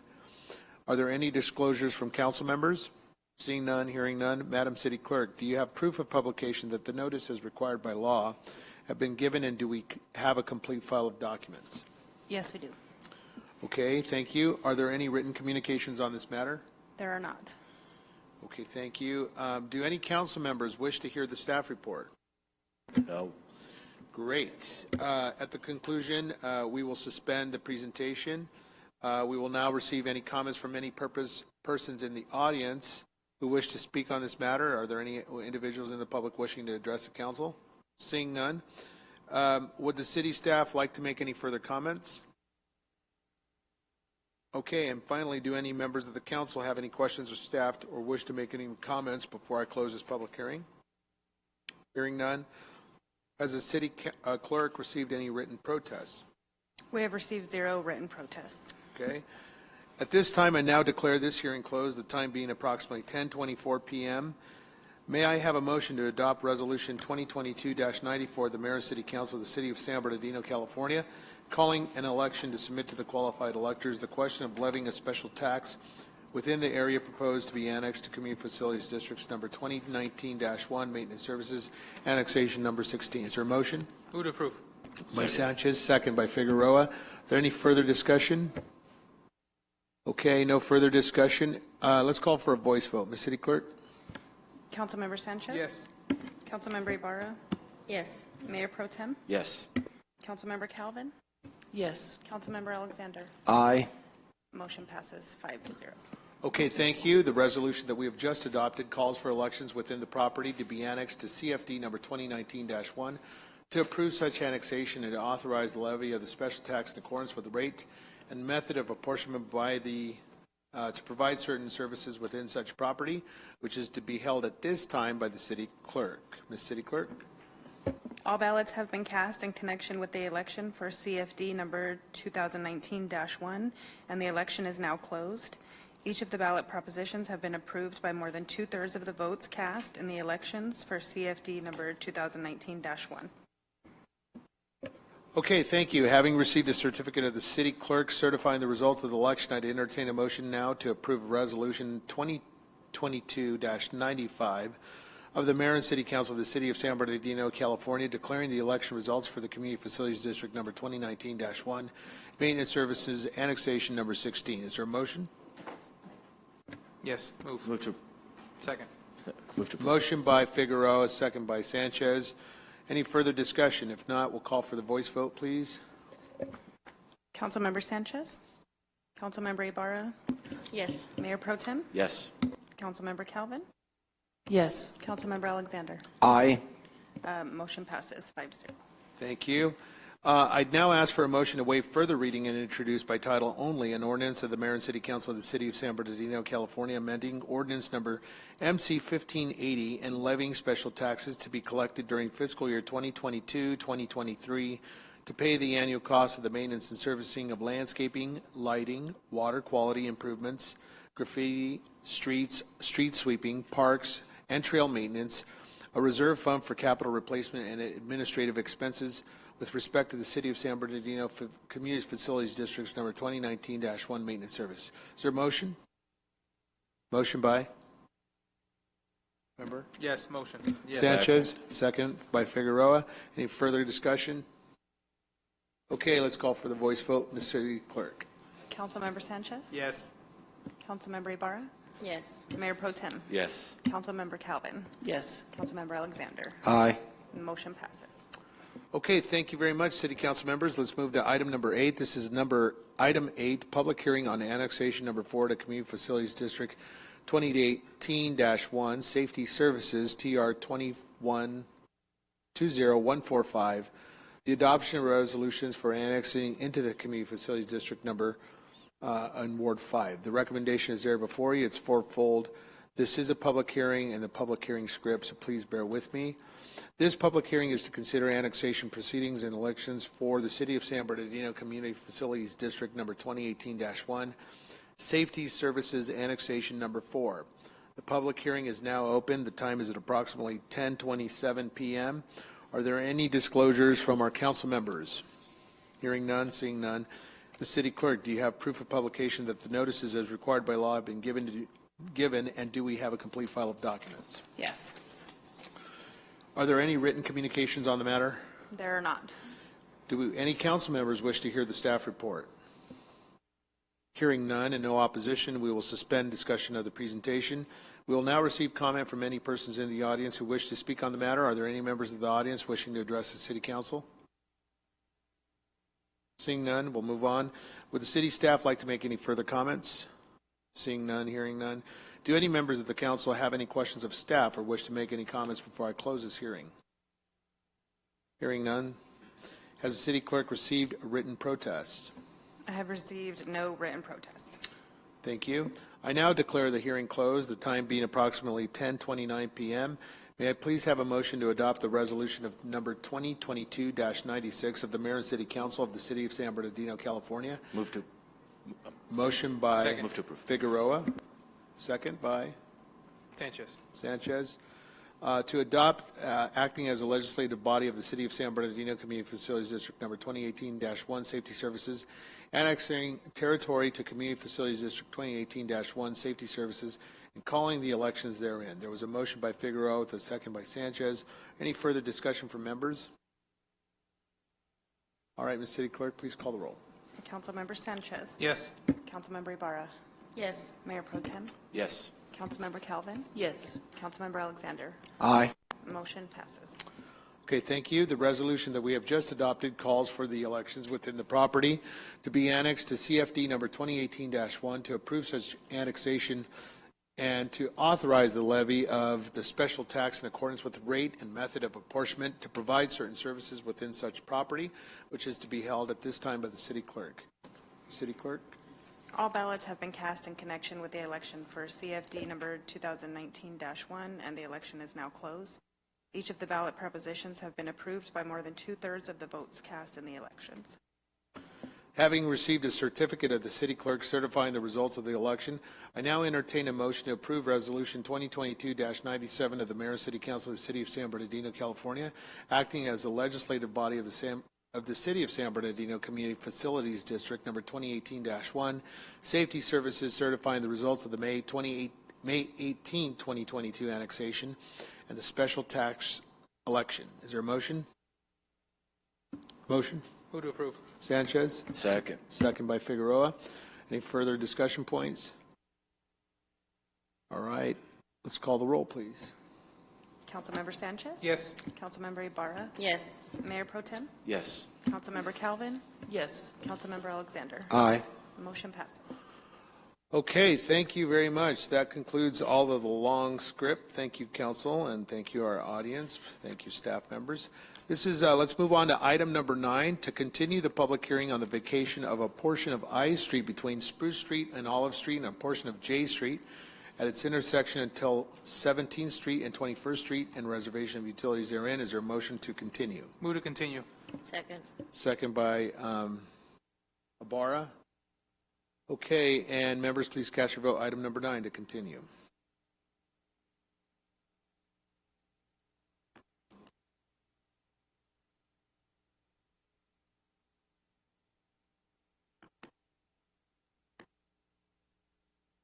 Members, cast your votes, please.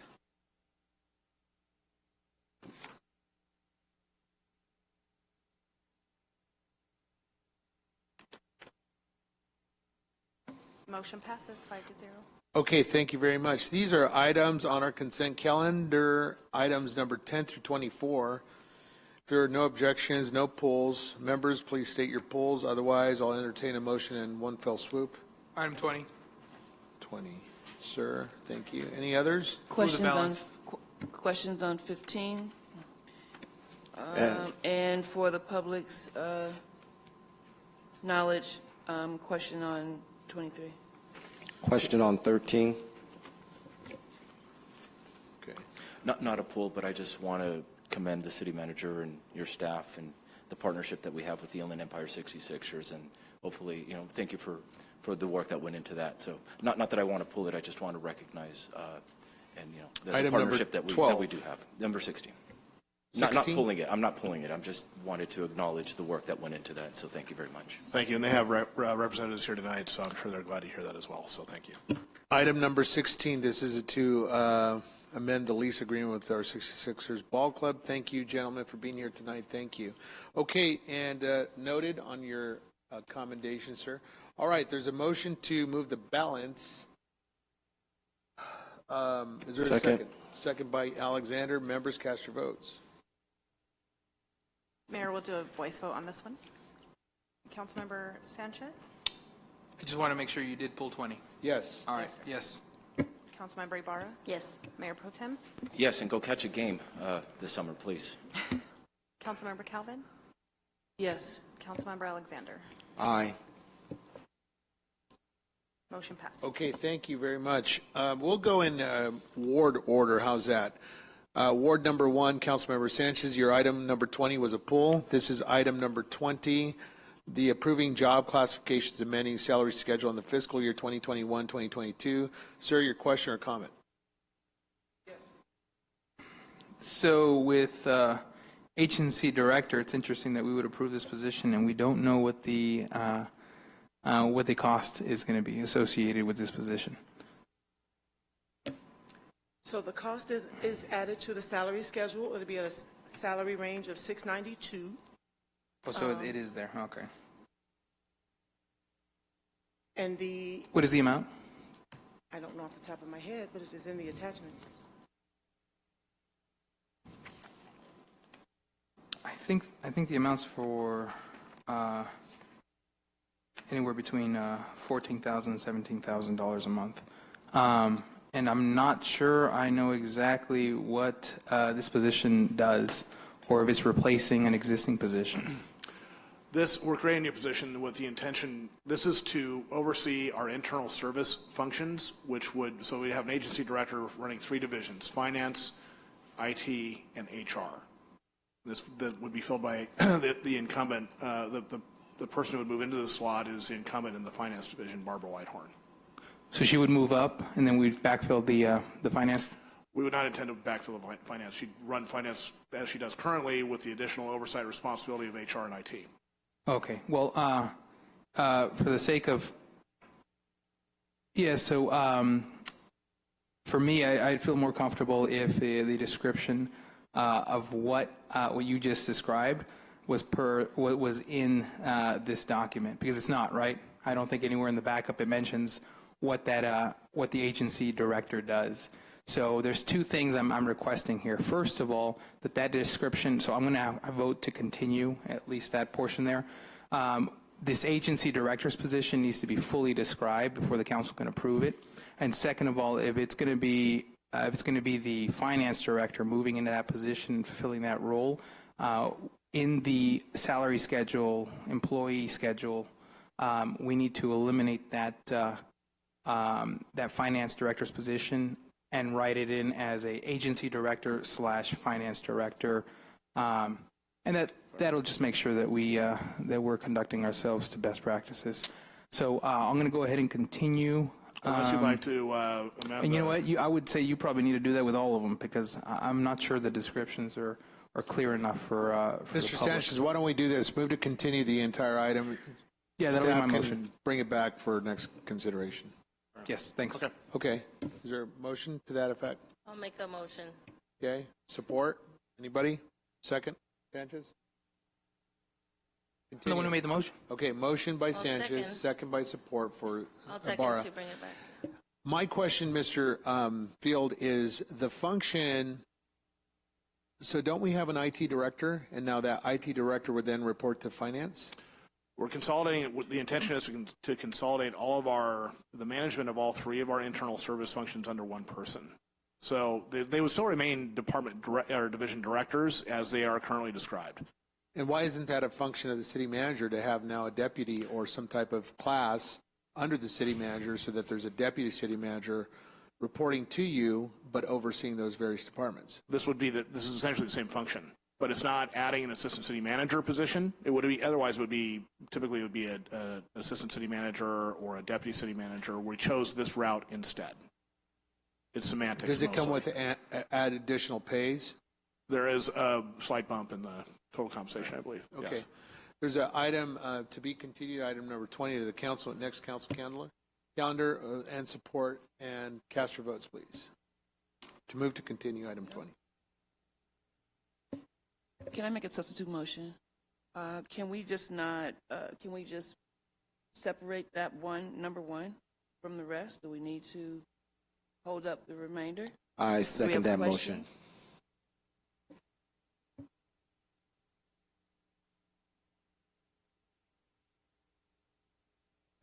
Okay. Separate the item and then move the balance? Is that your motion? Separate number 1. And move the balance items 2 through 8? Correct. That's your motion. Correct. That is my motion. Support by Alexander. Any final comments? That's a substitute. The substitute will take the... Yeah, so that's 2 through 8 we approve. Yeah, let's go ahead with that. Let's get it passed. Okay, cast your votes accordingly. I'll keep my second. Cast Oh, are we voting? Cast your votes. Wait, Yes. We're it voting on the passed. substitute motion. Correct. No, yes. So we need to reset this. No, what we just did, Councilmember Sanchez, is we voted to, the substitute motion was to suspend item 1, bring it back. Items 2 through 8 was passed. Yeah, that's correct. I think we're in favor. So everyone was in favor of the substitute motion? Correct. Okay, So passes. you'll bring back item number 1 and some other future council. Okay, thank you.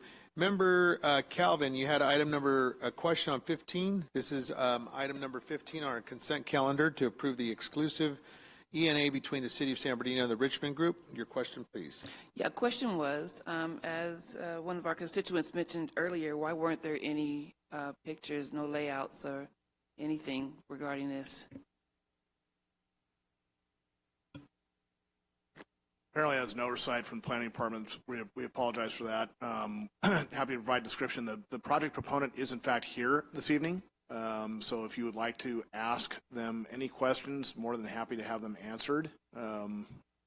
I can describe it for you if you can picture the northwest corner of the Second Lake Park property. No, I'm a visual girl. I need to see that layout. You have, okay, so we'll bring it up right now.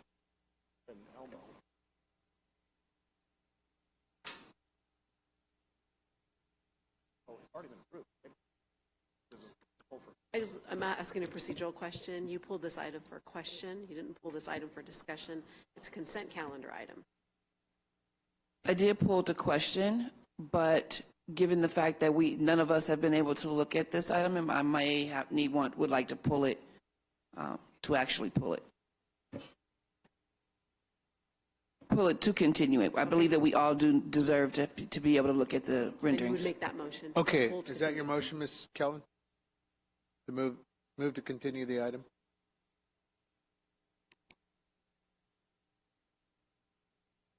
Ms. Calvin, what's your pleasure, ma'am? Yes, no, I'm going to pull to continue. Okay, pull to continue the item, and we'll ask and request that staff append in and provide the site plan and renderings for the next council meeting. I'll second. All right, very good. Members, cast your votes. Item number 15. Mr. Rich, sir, would you like to address the council real quick? Push the button. Thank you, sir. My name is Rick Westberg. I'm a EVP for the Richmond Group in charge of Western Development for our development office. There really is no site plan that's attached to the agreement. The agreement itself is just an agreement to negotiate and to come up with future site plans that you'll all see. To date, we've met with Mr. Field, and we've have some initial ideas to go off of, but none of that is attached to the document. There is no site plan that exists today.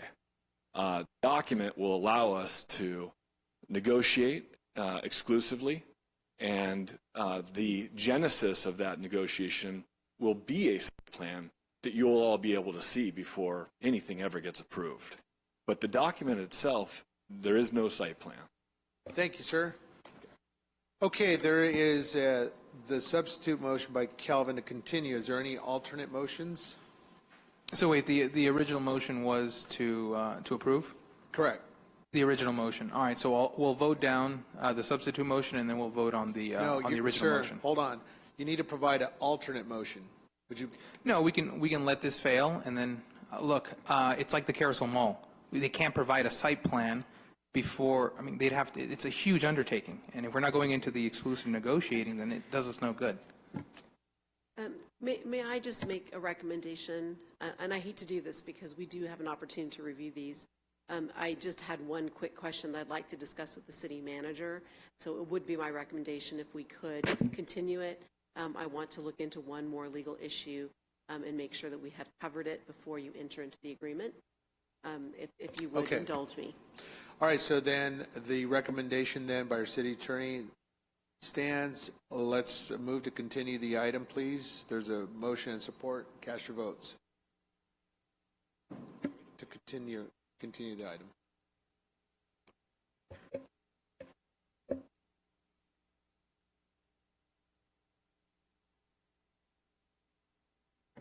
Motion to continue passes 5-0. Okay, the item will be continued. Thank you, Mr. Westberg. Thank you, sir. All right. Question number 23. Ms. Calvin, you also had another question regarding item number 23 to adopt ordinance MC 1579 Police Department policy. This was already discussed at one time, and we will follow it up with another question. Ms. Calvin.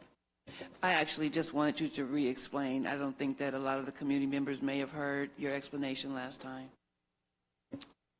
Sure. This past year, the California State Assembly passed legislation in regards to what they termed military equipment. And military equipment are items that the Assembly selected and determined pursuant to their prerogative fit that definition, items that are used by police agencies.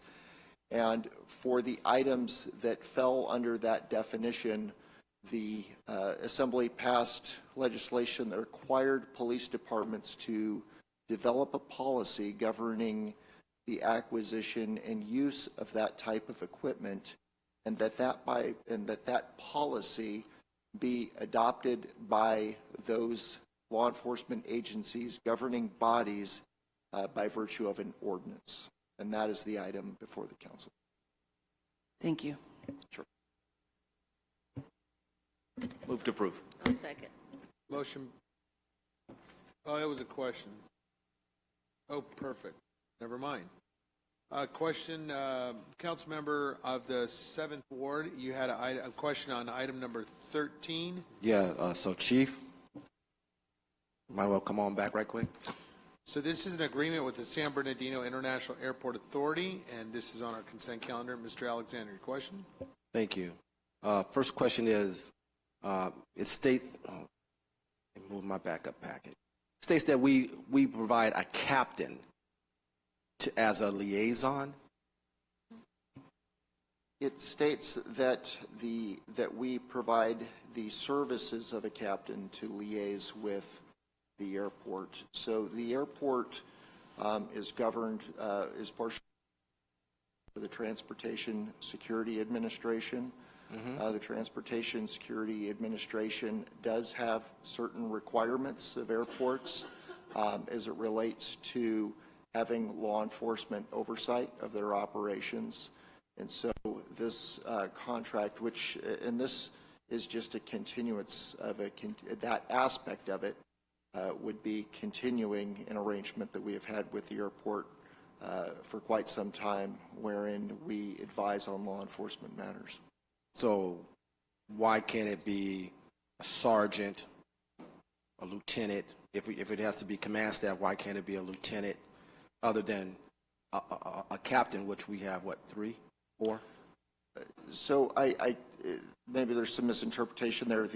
It could be anyone from the law enforcement, from the agency that has knowledge of the matter that needs to be discussed, but pursuant to the agreement, the airport reimburses the city of San Bernardino the 25% of a captain's compensation in return for those services. But depending on the issue that they need consultation on, it could come from a captain, it could come from a sergeant or a lieutenant. But for purposes of a financial arrangement, that is the contract that was negotiated with the airport quite some time ago. And you have 2 officers that are assigned there now? Not currently. Not currently. That's what is required in the contract. The contract that's being proposed would provide for 2 officers to work at the airport during arrival and departures of commercial flights to satisfy the TSA requirements, security requirements for commercial air travel. So basing that we have staffing issues as it is to call response time, so forth and so on, would that be a prudent idea right now? Don't we joint, since we have the president, aren't you the president, Mr. Mayor of the airport? We share this airport with other cities, correct? Mr. Mayor? Yes, sir, we do. So why aren't we using other officers from other cities since we're so impacted? Because we're the primary jurisdiction, sir. Is that the only reason? That's one of the primary reasons, to afford our police officers the opportunity, since they are within our jurisdiction and the airport is within our city's limits. Well, I understand that, but I'm looking at it from a crimes point and a personnel point, where we have 2 officers that could be using on the streets instead of at the airport, which is a relatively... I can address that question. Okay. So Under this arrangement, the officers would be working out at that arrangement that I was describing, where they would be there for arrivals and departures of commercial air travel. They would be there on an overtime basis, so it would not be pulling from the existing operation. This would be ancillary funding, paying for overtime for officers to work above and beyond their normal 40-hour commitment. It would not detract from current operations. That should, was that in your agreement or something? Did I miss that? In the Mr. backup Alexander, part? these are all reimbursable costs by the agency. When I asked you, I can read. I know it's reimbursable, but like I said, I'm looking at the operation of the city. When we're always talking about crime, I don't want to draw from the operation of the city with officers. When we share the airport with other cities, regardless of if it falls in our city proper, if we're talking about, we want more officers on the street, this takes away from our officers unless, just like you shared, it's overtime, right? Right. We would not negotiate a deal that took officers away from the streets, Okay, because and that is our primary function as a city agency. So we would not detract from our core mission of providing service to the agency to provide service to an outside entity. It's no different than us providing officers when we have a large music festival at the National Orange Show. It has an extra impact. It is a third-party reimbursable expense, and those officers are working outside of our normal operational structure. Okay, and that's fine. I just didn't read that, and I just want to make sure we're not taking officers from our normal operation. We are absolutely okay. not. That's fine. I'm good. Thank you. Thank you, Councilman. As a kind of context, this was approved at our agency at the airport. It's coming back to the council for full approval. We'll entertain a motion for approval, please. Move to approve. Okay. Say again? Oh, that's right, because we moved the balance. My bad. Okay, great. All right, council members, this was a pretty decent night. We're here before 11. We're leaving.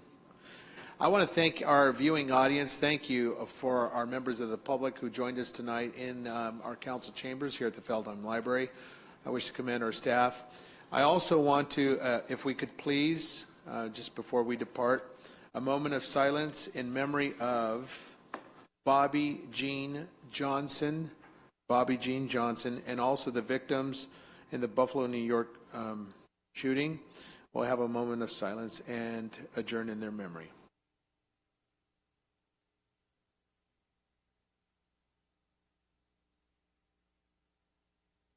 Thank you very much. The next joint regular meeting of the Mayor and City Council and the Mayor and City Council acting as successor agency will be on Wednesday, June 1st, 2022 in the Council Chamber, located here at the Feldheim Library at 555 West 6th Street. Closed session will begin at 5:30 p.m. and open session will begin at 7 p.m. Thank you very much. Please drive home safely.